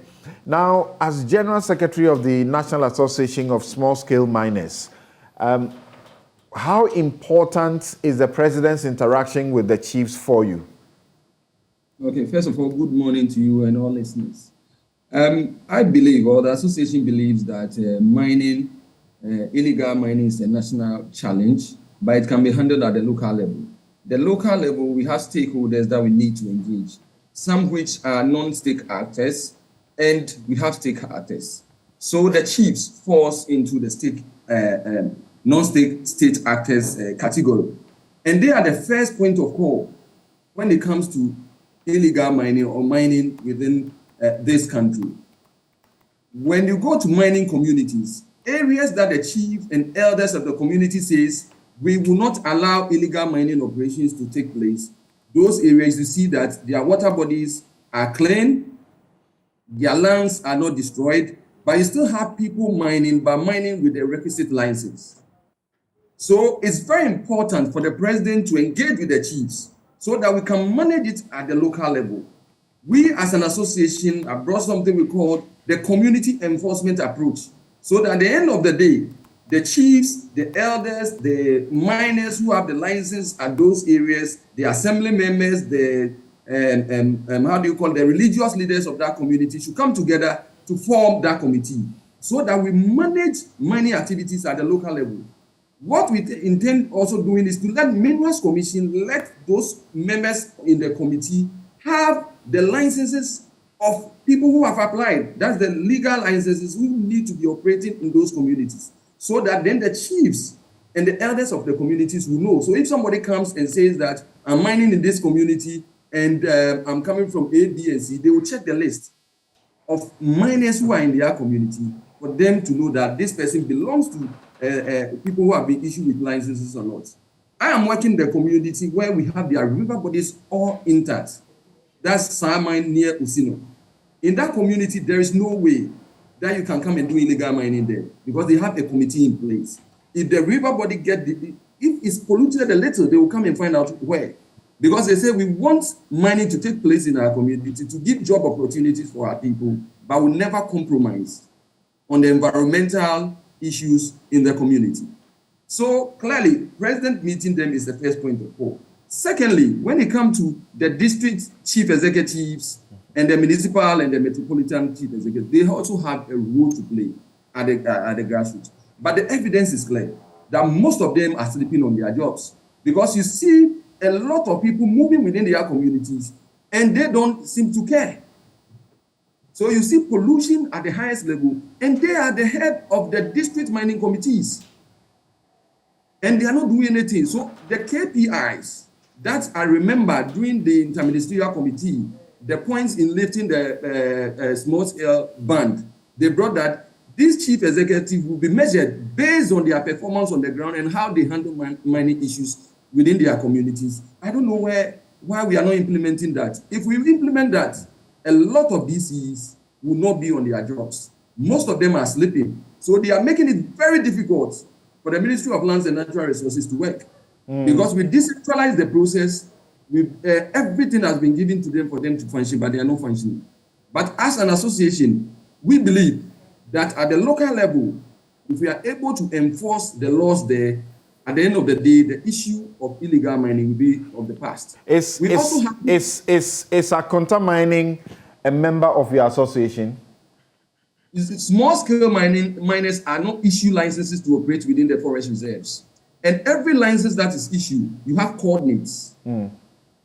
If you go beyond your coordinates... Wait. The ministry said, as a matter of a fact, that he does not have, or it does not have license to mine in the forest reserve. Even though the deputy minister here was talking about the ministry saying an allegation. The question of not having a license to mine in the forest reserve was not an allegation. The minister was very categorical that that is a statement of fact. I think that is what annoys people like Martin when they ask the question, legitimate, that when you catch a thief, what do you do with them? You don't go telling us about the thief when you have the power to arrest them. My question to you is that is that mining company not part of your association? No, that mining company is not part of our association. It's a large-scale operation. And it's only large-scale companies that are issued permit to work in the forest reserve. Okay. That's what I'm saying. Even with small-scale mining, if your license is site-specific, so you have boundaries that you work in with coordinates. So if you move away from your coordinates and extend your operation to where you are not issued the license, you are operating illegally. Often what we hear is that the Galamsey menace is blamed on your members, the small-scale miners. As we understand, someone is just talking to me about his research work, that about 60% of the people that we are dealing with don't actually own these mines. There are bigger people behind. So you get blamed all the time. Your members are not doing the right things. It's not our members that are not doing the right things. We have large-scale companies that are owing prospecting licenses who apportions parcels their lands and issue it to Chinese and illegal miners to operate without looking at any of the environmental challenges. And because we are operating as small-scale miners legally and we are doing our job, people don't even understand that somebody may have a prospecting license who is not supposed to work but to do prospecting, but most of them are passing it out. Let me tell you, almost 85 to 90% of the blockout areas belong to large-scale operation. So most of the illegality happens in prospecting and recognizance licenses holders. And that is where I think as a nation we should focus. These people that we grant them these prospecting licenses and all that, some can be there for as long as possible. And what they do is, let me take it and issue it for people to mine in, for me to take percentages. And that is what is causing the problem. They have large areas, 130, 80 square kilometers, whatever kilometers. Small scale is only 25%, 25 acres that is given. That qualifies you to be a small scale mine. But those who have the kilometers and all that are all large scale holders who are not, they've taken the land, but they are not prepared to work, just to parcel it out for Chinese or illegal operators to get some percentage out of it. So it's not small scale miners or the small scale license holders who are the problem. Yes, some may not be doing their work right. That is why the License and Minerals Commission, EPA, and the Water Resource Commission is there to ensure that they do the right thing. Because I can tell you, if you mine and you have the license, wherever you go, you'll be called back by the Minerals Commission to do what is right. Okay. So that is how the commission is on the ground. Okay.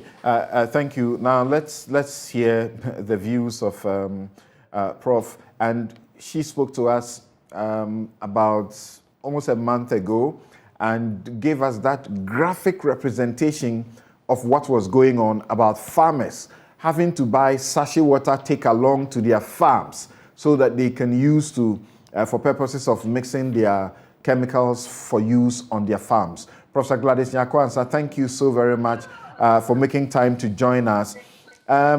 So getting the buy-in of the chiefs, the way the president sought, how much will that help? That should be useful, shouldn't it?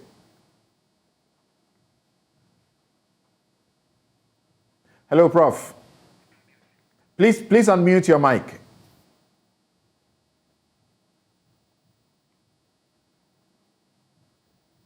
Please unmute your mic. Okay, just a little difficulty getting Prof to resolve. Okay. It does look it might be your Zoom itself, so maybe.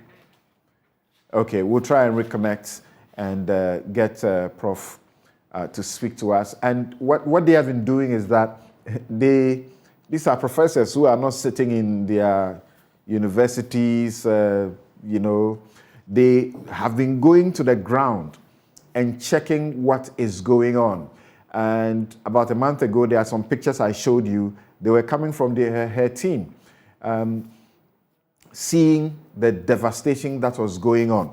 And some of the people who are sending in messages, some actually say that they were with you. I think, was it you? You had been at their place, the Akunta mining area. Have you been there yourself? The deputy minister. Okay, the other deputy, right. And he said they were trying to take some pictures, and the minister told them not to take pictures. And I'm surprised why the minister would want to do such a thing. I think this one has not come to our notice. All right. We don't know about that. Right. I mean, is somebody also... okay, so whether they have stopped or they have not stopped, it doesn't change the fact that the minister has pointed out that some wrong has been done. What is being done about that wrong? Yeah, so the ministry has tasked the Forestry Commission to investigate the matter, and possibly the outcome will indicate what to do for, going forward. But I think collectively we must understand and follow some of these trending issues and see how best we can resolve the matter, like commending the Small Scale Mining Association. They have been coming close. We've been engaging ourselves, making sure that we put systems in place to curb these struggles. So, yes, he indicated that chiefs obviously will have a role to play in this, and even citing an example of a queen mother who is clearly stopped mining in their area. It's something positive that we need some commendation. As a ministry, what is key for us is to put down some important steps that will help us resolve this canker once and for all, especially the river bodies. So I'm in a way appealing to your listeners that those of you along the river bodies come together, decide, having the citizens' arrests kind of support to support the fight against illegal mining. Thank you. And for those of you watching, we are going to put the phone lines on the screens for you to see now. So you get ready to place your calls. I'll give you a maximum some 10 minutes. You call us and tell us where you are in a mining community and how exactly is the circumstance where you are. Speak directly. The president wants to hear. He wants to have evidence of the wrong that is going on so that he can take some action.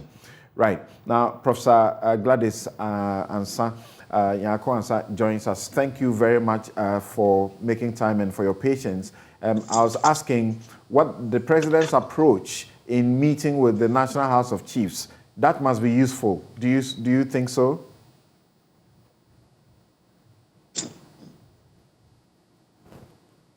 Hello, Prof. Yes. Good morning, Samson. Morning. My apologies. Internet connectivity where I am is not very stable. Okay. It's useful, yes. The president's approach is useful. You see, if you are a father, a mother at home, or a teacher in class, and there's wrongdoing going on, you get reports, and you don't say anything, you don't do anything. You kind of encourage other people who are doing the right thing to do the wrong thing. So it is in itself, it's a good attempt, but it is not enough. I want to just say my interpretation of one thing he said in his interaction with his appointees, that evidence masked up against you, I will not protect you. That doesn't speak well for me, my interpretation. But it sounds to me as though the president is saying,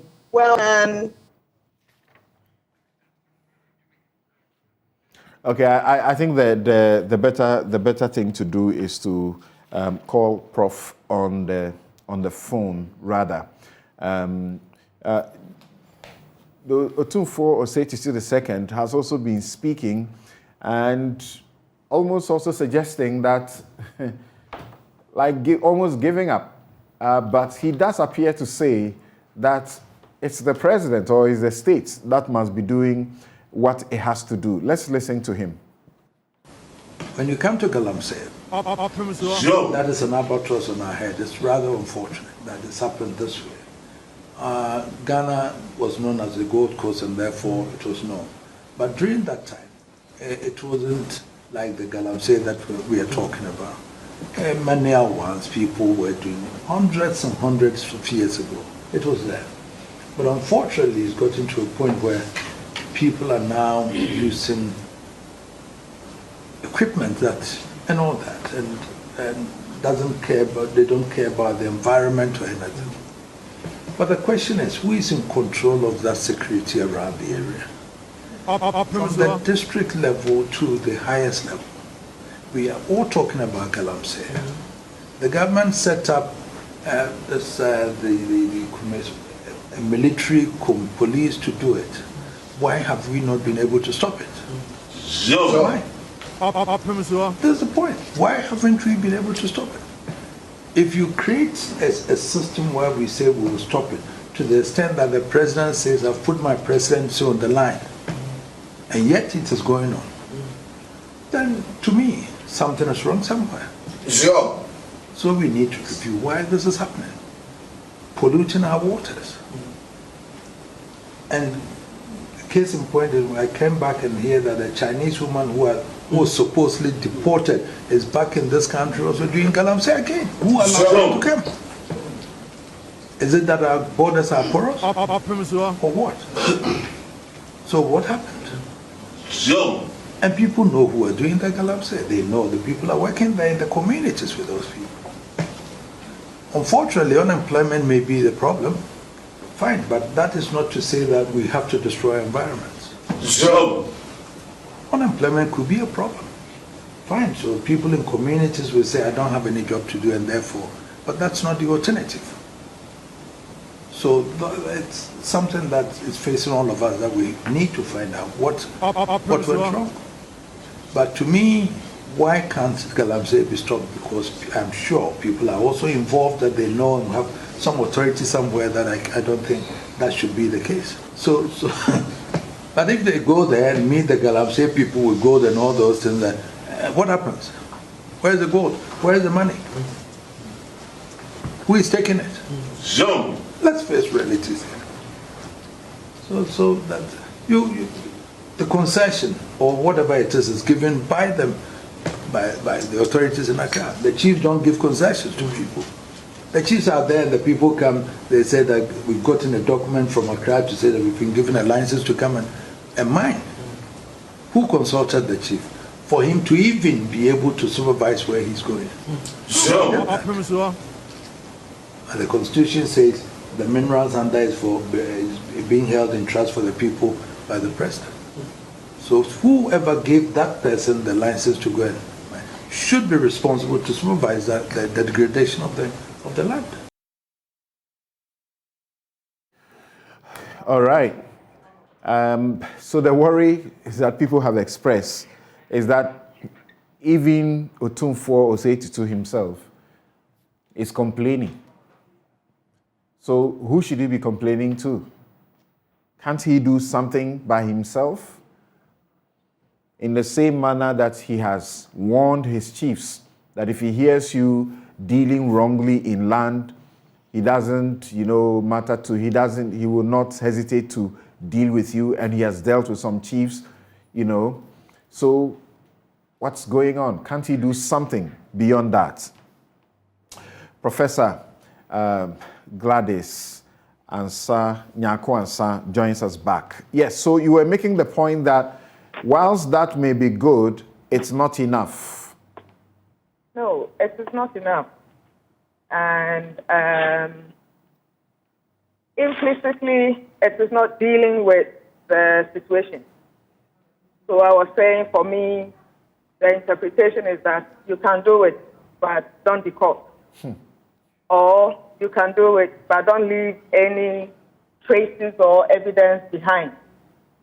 Or you can do it, but when you are caught, you are on your own. Either of these is not good for our cause. So maybe it's what you would call doing something to represent something, which may be good at some point, because then everybody knows, okay, the president is trying to do something about it. But deep down, it is not solving the problem.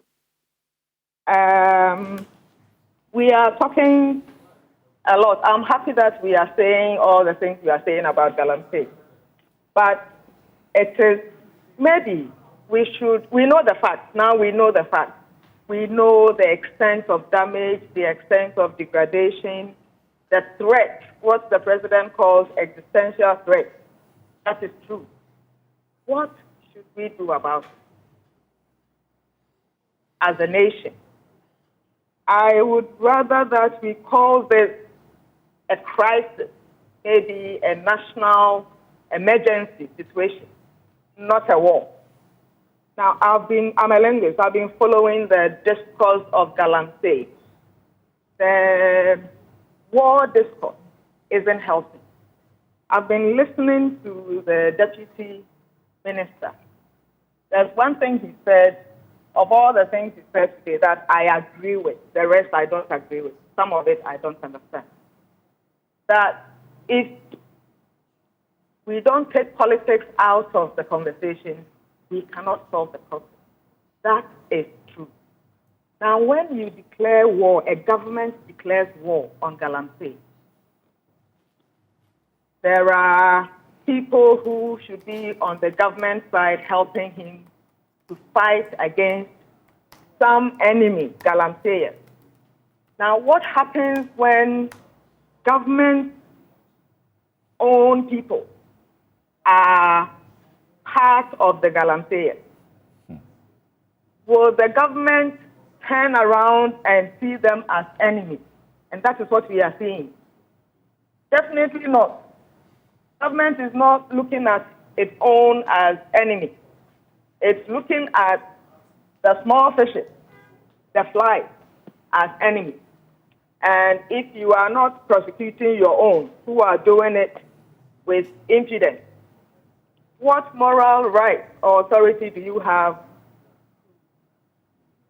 prosecute other people who do it? And we cannot win.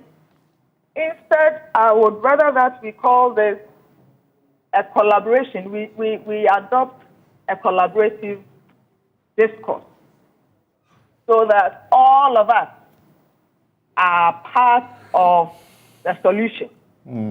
It is not a we-they situation. And now you have to define whether you are part of the we or part of the they. Of course, if I am part of the day and I am caught and I know I'm going to be in trouble, I'll have to declare to be a we, and then nothing gets done.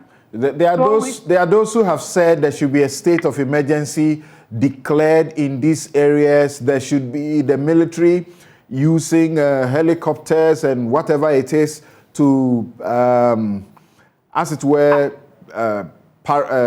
patrol these places, among other things. What does it take to come to a point to say this is a crisis? According to the Bloomberg, for example, Ghana is heading for its smallest cocoa crop in 12 years after droughts, withered ports, and illegal gold miners damaged plantations.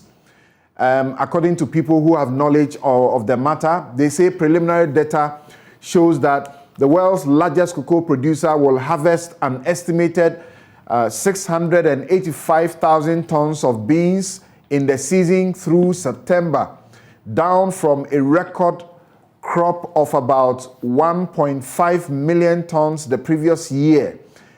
So what does it take to say this is a crisis and is being dealt with as a crisis? For me, you don't even need to get there.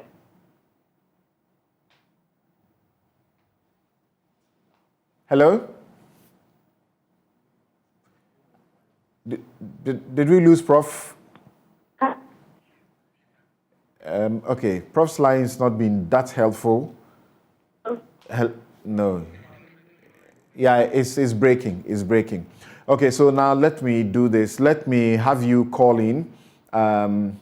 You can call us now. Those of you, not for everybody, those of you sitting in Accra, just listening to conversations and calling. No, those of you who are within mining communities and some of you have sent us messages. We want to hear your voices. What exactly is the situation where you are? So you can call us now and share your views on what is going on. Be very brief and straight to the point. Be very brief and straight to the point. Look on the screen for the contact. It's 030-221-1691 or 030-221-1691 or 1692. Those are the numbers to call, and let's hear what you want to tell us about what is going on in your area. With the exception of those of you in that border town who have been afraid that you'll be attacked if you spoke because of the complicity of community leaders in all of this, you still must talk, because you can't let people damage your livelihood and the future of your children, so to speak. Hello, Erastus. Hello, Erastus. Erastus has been helping us with a documentary. He also joins us. Hello, Erastus. Erastus Asaridonko. Okay, Kweku, you are calling us from Takoradi. Where in Takoradi is that mining going on? Kweku? Yes, sir. Yes. Where exactly in Takoradi are you calling to complain about mining in your community? Currently I'm in the Takoradi township, but I've been monitoring. Traveling around the Takwa and the Ravapura area there, so I know what is going on. Yeah. So what do you have to say? Yeah. What I want to say is, first of all, Mr. Samson, I thank you very much, and some of your panelists, because some of you, we are having hope. You make us have hope to live in this country. Because when you look around, it's like we have no say, there's nobody you can speak to. But some of you, whatever is in our heart, in our mind, you people are speaking out for us. So thank you very much. Now my issue is, I think if you want to arrest anybody or interdict anybody, I think Osafo Mampo must be called to answer certain questions. That will give us hope. He is a senior minister. He's superintendent of Ministry of Foreign Affairs, Interior, and whatever. So Aishawan he gave a thing that Aishawan has to be pardoned, and then he has resurfaced. And none of the media men has been able to have the courage to call him to answer. The person that you allow her to go out of the country, now he has resurfaced. What do you have to say? Please, Okay. I want. Okay, Kweku, thank you very much. Fifi Etieku, in the Western region, well, that's one of the places that it happens. Where exactly are you calling from, and what do you want to talk about? Okay, please, I'm calling from Sinchim, that's Atiku Sinchim, in the Western District. Yes, go ahead. Okay, please, I want to talk about this issue of Galamsey. The issue is so difficult to deal to the extent that even your farm, the cocoa farm, my uncle's cocoa farm, we not told to these Galamseyers. They went behind, buy from the other person. Now you can't access the farm. If they came with a price tag of 10,000 cedis, now they know that you cannot access your farm again. So they will reduce the price to 5,000, and they will acquire this land, which some of the chiefs are involved.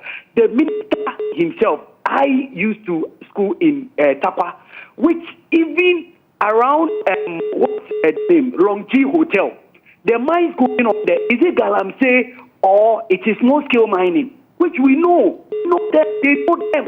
They know where they do the chamfine, right in front of Longji Hotel. They are doing chamfine, they buy it, they come to our villages, and our livelihoods are threatened. What are you doing? What are you doing? What are you doing as a community? And remember that our topic for this morning is mobilizing citizen action to save the future. What are you doing yourselves? Well, I mean, in my little bit, we the youth are trying to come to terms with the danger ahead. Today, we might seem that we have a job to do, doing this Galamsey. But in the near future, our farms are going. How do we secure these farms that people are taking from us, and how we can sustain and also take care of our young ones coming? All right. I think that this will be like evangelism. People from Accra, well educated in communication, should come to this place. The way they do, they preach Christianity. Come and teach us. Okay, Fifi, you called from Etieku. Thank you, in the Western region. Thank you very much. And Fifi spoke about something that some of the miners themselves have confirmed, that if they try to buy your cocoa farm and you do not agree, they have a way of eventually compelling you to sell it. That's what he's talking about. They will buy from others close by you, and they would dig in such a way that you will have no option than to give up. Kwame Juma, you are calling from Kumasi. Where in Kumasi? Achuma Techiman. Achuma? Techiman. Achuma Techiman. Yes. Is that Galamsey at your area? No, really. Achuma Techiman is in town. I travel between Seshu Bekwai to Agunamensi. Okay, let's hear you. Something, if you go there, it's like people have been told to hurry up and destroy the forest and take whatever they can take within the shortest possible time. Something is dangerous. I don't know what the community can do because these people have guns now. They have guns now, so what can we do? I attempted filming, but my driver was like, hey, don't do it, they will attack us. And that's how bad the situation is. I don't know. If government can't do anything, but you know, yes, the guns, they may be holding guns, but if you are able to mobilize enough, they won't shoot all of you and kill you. You overcome them. All right. Kwame is calling from Beposo in the Bosomtwe district. Hello, Kwame. Hello, Kwame. Hello. Yes, Kwame, go ahead. Let's hear you. As I'm talking, they are still operating. They are inside. They are still operating. Kwame, who is operating from which site? Peposo is at Bosomtwe district. Okay. I'm still people at site. And you are saying they are operating, are they people who are operating illegally? Is that what you are saying? Yeah, illegal. They are still operating. Not like they stop. They are still operating. As I'm talking to right now, even see them from where I'm standing. Oh, really? And our chief and our elders in the community, they are all aware. Anytime they come to they go to the chief. Our container, everything, the chief, they're all aware of it. They know everything what's going on. And they need, anytime they come to the town, they pay some people their container are aware of it. So if they are being prevented from being there and you find them there, you should not throw your hands in despair. I think you should report to the police or something. As for police there, me reporting to police is not like any result for me. Why not? The police, they used to come every day, collect money, go back, contact and take the contact.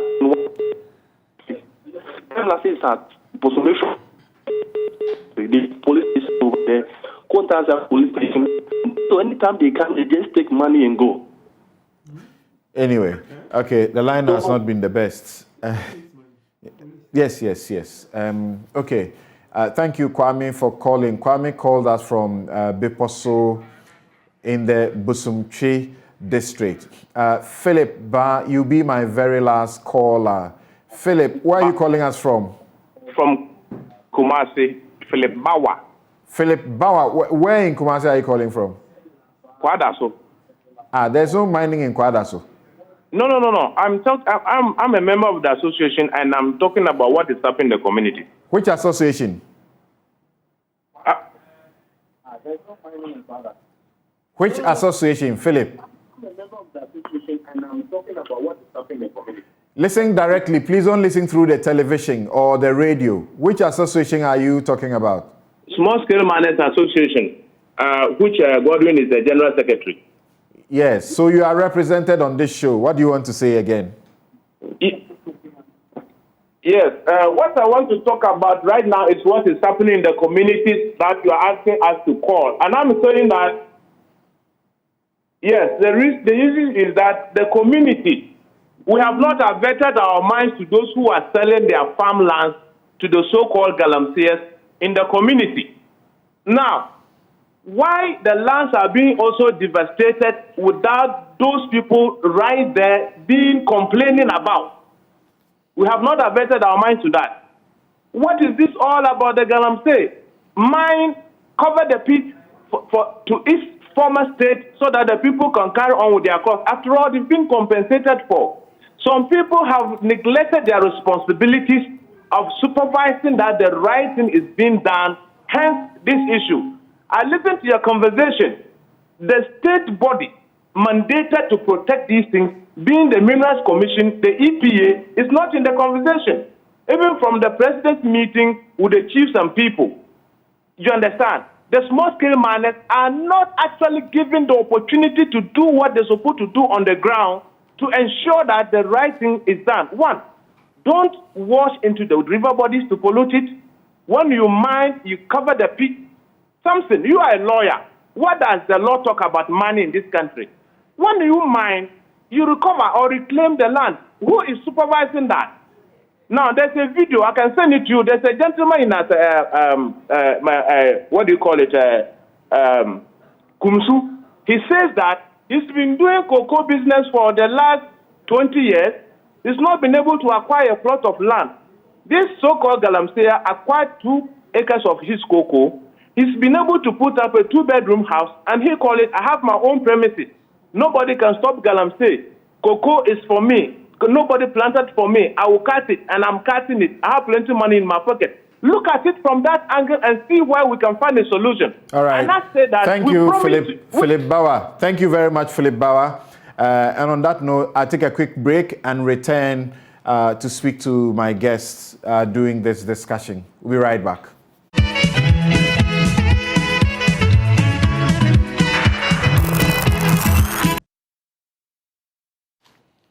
You're welcome back. This is Newsfile. It's your most authoritative news analysis platform. And here on Newsfile, we put Ghana first. We're discussing the Galamsey crisis, mobilizing citizen action to save the future. We believe that wherever you are, it doesn't matter how small you feel, you can do something. If a chief is the one who is the facilitator, get yourselves together. Chiefs must be accountable. If it is the police who are complicit and who are not, doing their work, get yourselves together. You are the people, and the Constitution says the ultimate power is in your hands. Don't allow anybody to toy with your future. This show is brought to you by Bank of Africa, strong as a group and close as a partner, MTN, everywhere you go. Star Assurance, your solid partner. Ashesi University, educating ethical and entrepreneur leaders for Africa. Robert & Sons Optical Services, your comprehensive eye care service provider for 31 years. Fenat, Ghana, think wood, think Fenat. And Duroplus, how you get your water matters. Remember, where Duroplus goes, water flows. And St. Thomas Eye Hospital, providing excellence in eye care. Haptel, everything you. Miwe Insurance, dial *165# on the MTN to join. Now, let's, Erastus, I would like to get you briefly, but before that, Dr. Nyaho Tamaklo gets to us on the line. Doctor, thank you very much for your time. Let's hear your intervention quickly, sir. Thank you very much. I'm not going to waste your time with arguments on this particular, to me, very important life-saving program. Now, where we are reached in this thing, I believe it's time a decision is taken. And if the decision is not taken, then this poor nation, Ghana, will sink. I use the word sink. Because at the moment, the country is bleeding profusely, economically, and namely. I will say, if we really want to solve this problem, the state at which we are now is a state that we need what we call a declaration of state of emergency immediately. Immediately. This must be put on military footing.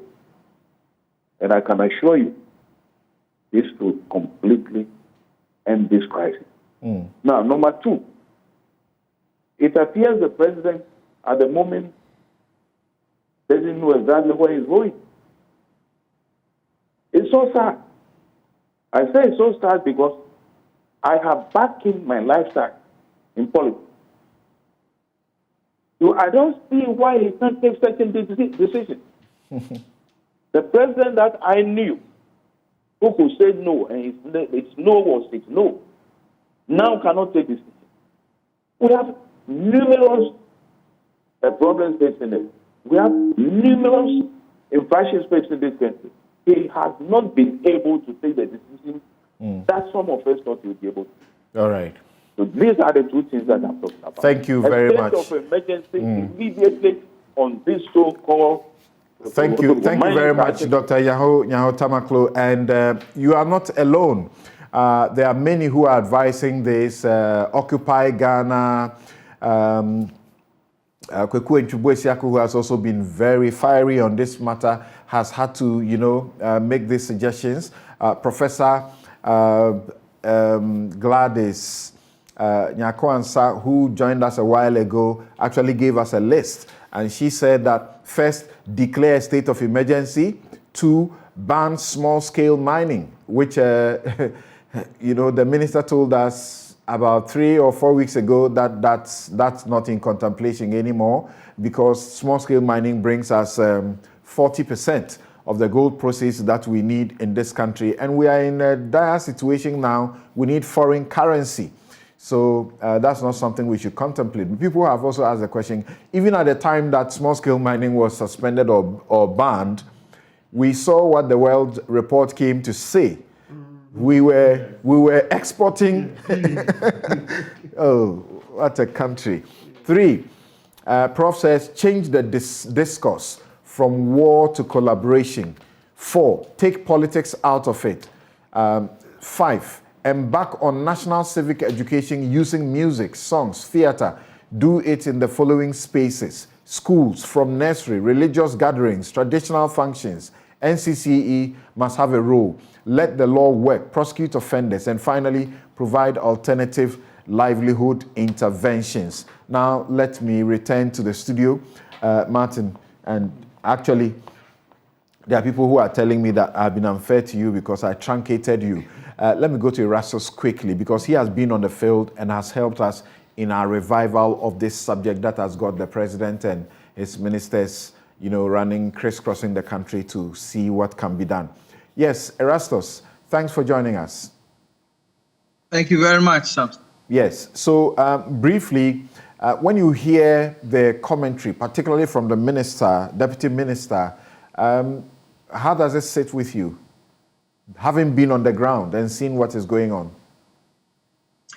Well, I wonder whether the minister intentionally has left his own hometown where he's a chief, and where in the Pataho, Traboom, and Dompim Pepesa forest are being degraded as we speak. In fact, that is the focus of the part 2 of the documentary Destruction for Gold. And you see the destruction caused to rivers like Mui and others within the Pataho forest in Dompim. Why would he go on crusades elsewhere, where in his own town, the rivers and streams have been destroyed beyond recognition? I must also say that I heard him talk about the cessation of mining within the Tanon Imre forest. I will tell you that it's going on as we speak. I have videos to support that.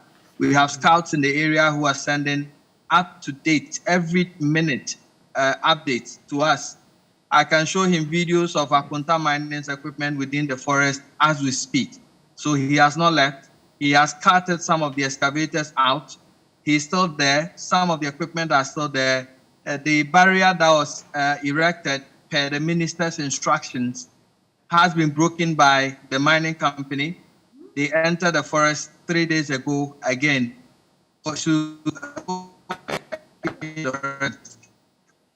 I must say that it looks like we have we sitting at the and we're going around it like that, searching for it as if we are all blind and we do not know where the solution is. Thank you. And they know all the people within the mining enclave. Okay. Thank you very much, Erastus, and God bless you for your courage and boldness, moving in there despite all the threats that have come your way. And when reports have been made to the places that are supposed to give us protection, the response is so lame and delayed that sometimes you wonder if it's worth it sacrificing your life for this. But look, this is our only country, the only place that God we find ourselves in. Yes, Martin. Yeah. So now where do we even lost my thoughts, right? So I'm interested in where Erastus is left off. Right. We'll go back to the other one. Now Right. that he says, as we're talking, this thing is ongoing. Please, Sam, I think that should be the focus. So he's actually confirming what somebody had told me earlier, who says he's speaking from the community. And that they, as a community, have managed to also get a drone for themselves.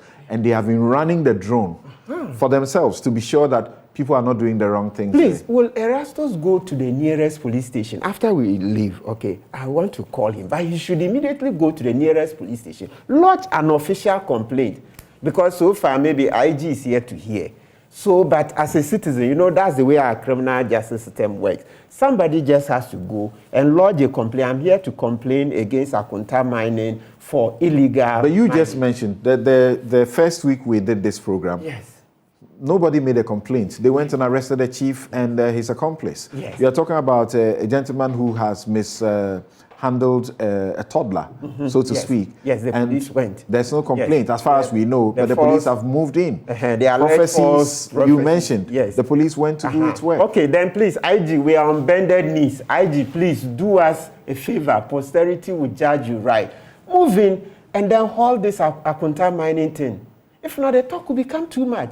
Please, IGP, Dr. Ekufu Dampare, Ghanaians are begging you with all the humility we can master that please haul in Akunta mining, because this is so shameful. We can't just throw our laws to the dogs. It can't continue like that. If not, so for me, look, with this, if Akunta mining is not halted today, all this talk we are talking is just, it's useless, like you have called it. What are you thinking? What are you thinking? First of all, that they didn't have a right to enter a forest reserve. They entered. Yes. So that can be a charge. Yes, that's it. Because under the Minerals and Mining Law, okay, Act 703, if you go mining, and then as amended by the 995, if you go and do any illegal mining, it's a crime. Straight, Section 99, okay, 99, as amended by the 995. It's a crime. And look, the offenses, the punishment is that stiff. Under the current law, the minimum for all the categories is a minimum of 15 years imprisonment. Right. And then a maximum of 25. The president said at a point they didn't trust the judges to Excellent. do a good job, so they had to amend the law and take the power away from the judges to determine what sanctions will be there. That's why this law is now here. That is it. And yet, how much are we using it? Remember, as you mentioned, this renewed fight, we did that program on 10th of September. The president didn't act. So you see why I always say kukwasa, kukwasa. So people kept making noise. 2017, that was the same thing that happened.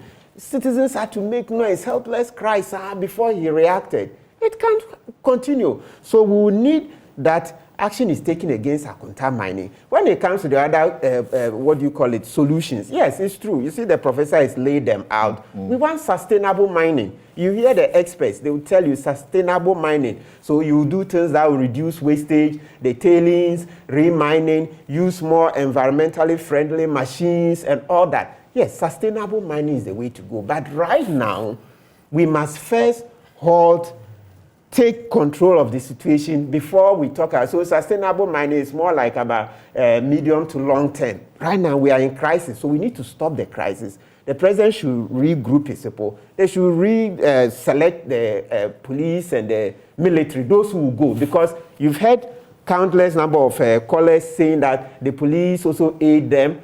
So when the police are going some of the operations, then somebody tips off the people. No. So we should watch who and who are we selecting for the operations, the military. We should take those that, even society, we all live in this society, we know those who want to fight from their hearts and those who want to fight for their stomachs. You see, so do proper selection and stop this adverse selection. People who go and cover up. And that, look, I think, Sam, the other thing is that can we identify the military commander, the one who told Erastus that he should stop filming? Otherwise, he, the commander, when his gun goes off, Erastus will die and nothing will happen. Does Erastus know his name? Yes, let's call him out so that the military high command will take action against him. It's reckless. How can we pay you the taxpayers' money and then you go threatening a journalist? We must lodge a complaint against him. That thing about not filming and not taking pictures, I think the security agencies, they have come to a realization that that's a lawless conduct. They don't have a right to say, don't film in a public place and situations. So even the police, they have now been giving training and told that what they do, the journalists have a right to film and to take pictures. They don't have a right to say, I seize your phone, and then they begin to destroy it and so on and so forth. Excellent. Okay, yes. There's been some work that you have done as a ministry, as a government. I mean, nobody can take that away from the government, that some work has been done. Where are we with that operation? And why is it that we are where we are despite what you apparently have done? Something quickly, let me just add that indeed the deputy minister responsible for forestry was there, brought a report that they had left. And once Erastus indicated that they came back last 3 days, we'll follow up and make sure the right things are done. Great. But for the meantime, the deputy minister responsible for forestry sent me a message that yesterday the chairman... That's Mr. Usubio? Yes, please. Okay. Yesterday, the chairman and the board of the Forestry Commission were there in the Tano Numiri Forest. So currently, the place is under constant surveillance. We shall storm there again, and we have tasked the security forces to take over the place. So that's they were there yesterday, yes, and they are going to storm the place again. Yes. And they have tasked the security forces to make sure that... Absolutely. Okay. And he also went ahead to say that Dompim Forests, where I'm the chief. That's what I used to be the chief. You used to be the chief. You abdicated, yes, right? Okay. To contest as a member of parliament. You know, Takwa and its environs obviously produce about 60% of the total gold threshold we produce in this country.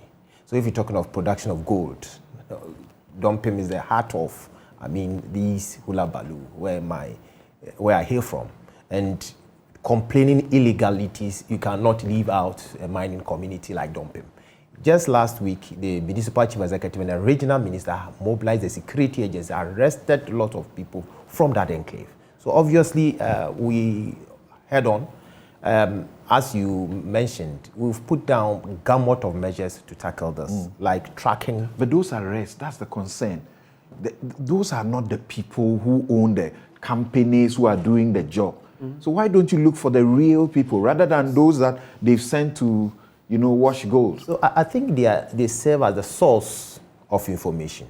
If somebody is arrested, obviously we expect you to, I mean, own the person who is behind you up and get the person also prosecuted. So you cannot get the raw material or the raw source or get the person behind arrested without getting to the source. You have to get to the concession, get those who are mining there arrested, then mostly they lead us to get the perpetrators themselves arrested. So it's important we get them also arrested. It's important we also, you know, move the veil to get those who are behind this, you know, operations arrested. And I am happy that you're calling on citizens to get on and get this menace addressed. And like I've indicated, I'm not happy as a Ghanaian seeing this.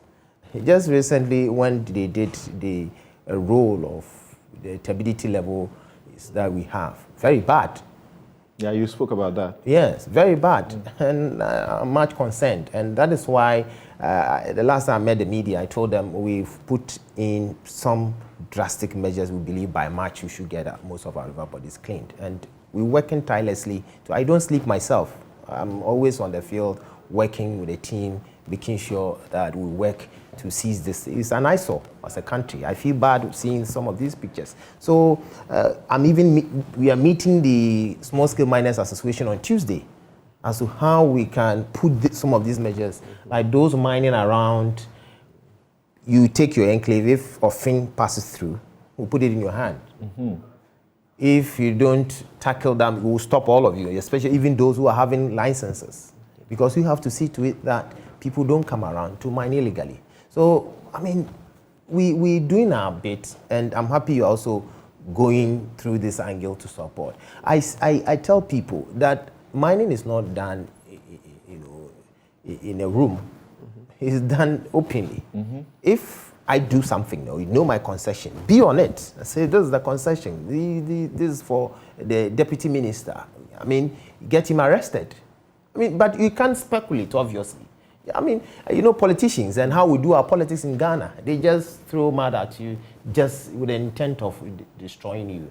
But practically, let's really hit the nail right on the head. Where is it coming from? Why are we doing this? If a queen mother could stand up and say, no, I don't want this to happen, and succeeded, why can't others also emulate same? And that is why we need to continuously engage ourselves and see how best we can tackle this canker together. Great. Dr. Professor Kwesi, what will be your final words? We're waking up to the news also that in the Amansia South, an assistant headmaster, went to survey his own Galamsey site. Unfortunately, he fell into the pit and died. We are being told about those behind it are not the people who are being arrested. No, far from it. I mean, and I want to appreciate the minister's humble last submission. This is a nation in crisis with this institution incapable, infiltrated, colluding, and incapable of delivering on their mandate. I don't think we should, fluff around. We are staring at failure in the face, and this is much more than just declaring an emergency. Emergencies can be declared without that emergency posing an existential threat. Here we are looking at a whole generation being lost because they are not going to school, they are doing Galamsey. We are looking at our water bodies being destroyed to such an extent that it poses a threat to our economic security, to our environmental security. Until we declare this an existential threat and we strip apart those Ghanaians who collude and connive with people to make this happen. Look, the Aishawang case will go through the system. No Ghanaian will be implicated for supporting her, for facilitating her entry, for giving her a Ghana card. We've got to move away from the talk show.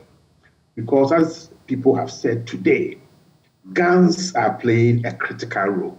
It's only a matter of time before those who do this business have enough money, enough guns to turn on the state, because the state's its own security apparatus is failing the state. If you are honest and therefore you will not be sent to do anti-Galamsey or operations, it shows that the rot comes from the center of our protective mechanisms. Let's do what is right. Declare this an existential threat that gives everybody involved the extraordinary powers to be able to resist and to bring this to closure. Prof, there are people who say the president must take interest in making an example of specific individuals who are within his party and his government. I don't know what you think about that. That can send, a lot down there to impact the fight positively. For example, these days, is it Charles Bisu? He's been heard many times talking about the fact that he was cleared by the police CID, but we know that the real investigation was at the OSP, and when the police set up a parallel investigation, Anas and his team decided not to cooperate with the police. So the police did their whitewashing thing and said whatever they had to say. But the fact remains that the investigation by the OSP is a real one, where Anas and his team submitted all the documents. Initially, he had claimed that the monies that he took as bribes to allow those people to, breach the rules and mine were actually party donations sent by Chairman Wuntumi. Now he's telling all sort of different stories and seeking political office. What do you think the president can do about that? The president won't do anything because he's looking for facts. And with all the facts that are available, we would need to fabricate facts that will also become criminal, and therefore no action is going to take place. The sheer audacity of Charles Bissiou to now begin to talk back at the people of this country. Is he the party treasurer to be receiving money? Okay, but we're also seeing that the OSP has done work. The police did something, shoddy, so Charles has been able to get in between those institutions. We have seen how the Attorney General's office claims that Aishawan got missing. The police prosecutors are saying something. The immigration boss has brought a boarding pass. When you have a state whose institutions have been infiltrated to such an extent that they don't speak with one voice in protecting and expanding the interest of that state is called a beleaguered or a state under siege. It only happens when it has become a deep state where people who don't have the authority, the right, have captured that state. That is where. Okay, thank you. Dr. Ken Ashigbe, if you are still with us, what will be, can you say in some 30 seconds or 1 minute, I didn't used to see this discussion the way I used to until Koku Bako and Anas gave me the rare, advantage when I saw footages that they had done, work they had done, where the forest reserve was being pillaged, a forest reserve. There was so much illegal gold mining going on there, and it was party officers that were fighting. So once power changes, you see the new group go there and say, NDC people, get out of the place. Dr. Ashigbe? Okay, Dr. Afum, what will be your final words? Yes, thank you very much, Samson. And I also want to acknowledge the last humble words from the Deputy Minister. You could see how emotional he was drawn into in the last statement. And I also want to highlight that we all acknowledge some of the contributions that the government is doing, just that we think it's not enough and it can do better. We know how much they've spent in fighting the Galamsey during this time. Yes, because of the exponential growth in the Galamsey business during his time as well. All right. So, but I want to highlight some solutions. One, we see that the Galamsey itself is a wicked problem, right? Which transcends all various stakeholders, and therefore, as Professor Gladys said, it needs some collaborative efforts. Yes, right? I'm sorry. We'll find another time. We'll continue this discussion. Very definitely, we will not end it here, but time has run out on us. And as always, my outfit is by Habil's Couture. You can find them at Jeringano Gate, East Legon. You can call the number 0200 84 1988 0200 84 1988 and talk to Habil's Couture, and they will help you get a nice dress like this, a nice outfit like what I have. Now, my guests have been George Mirekuduka, MP, Takwa Nsoyem, and Deputy Minister, Lands and Natural Resources, Professor Kwesi Enin, Dr. Professor Kwesienin, Dr. Bright Opongamfo, Professor Gladys Nyakoansa, Godwin Ama, and Martin Pebu, as well as Kenneth Ashigbe. Have a good afternoon.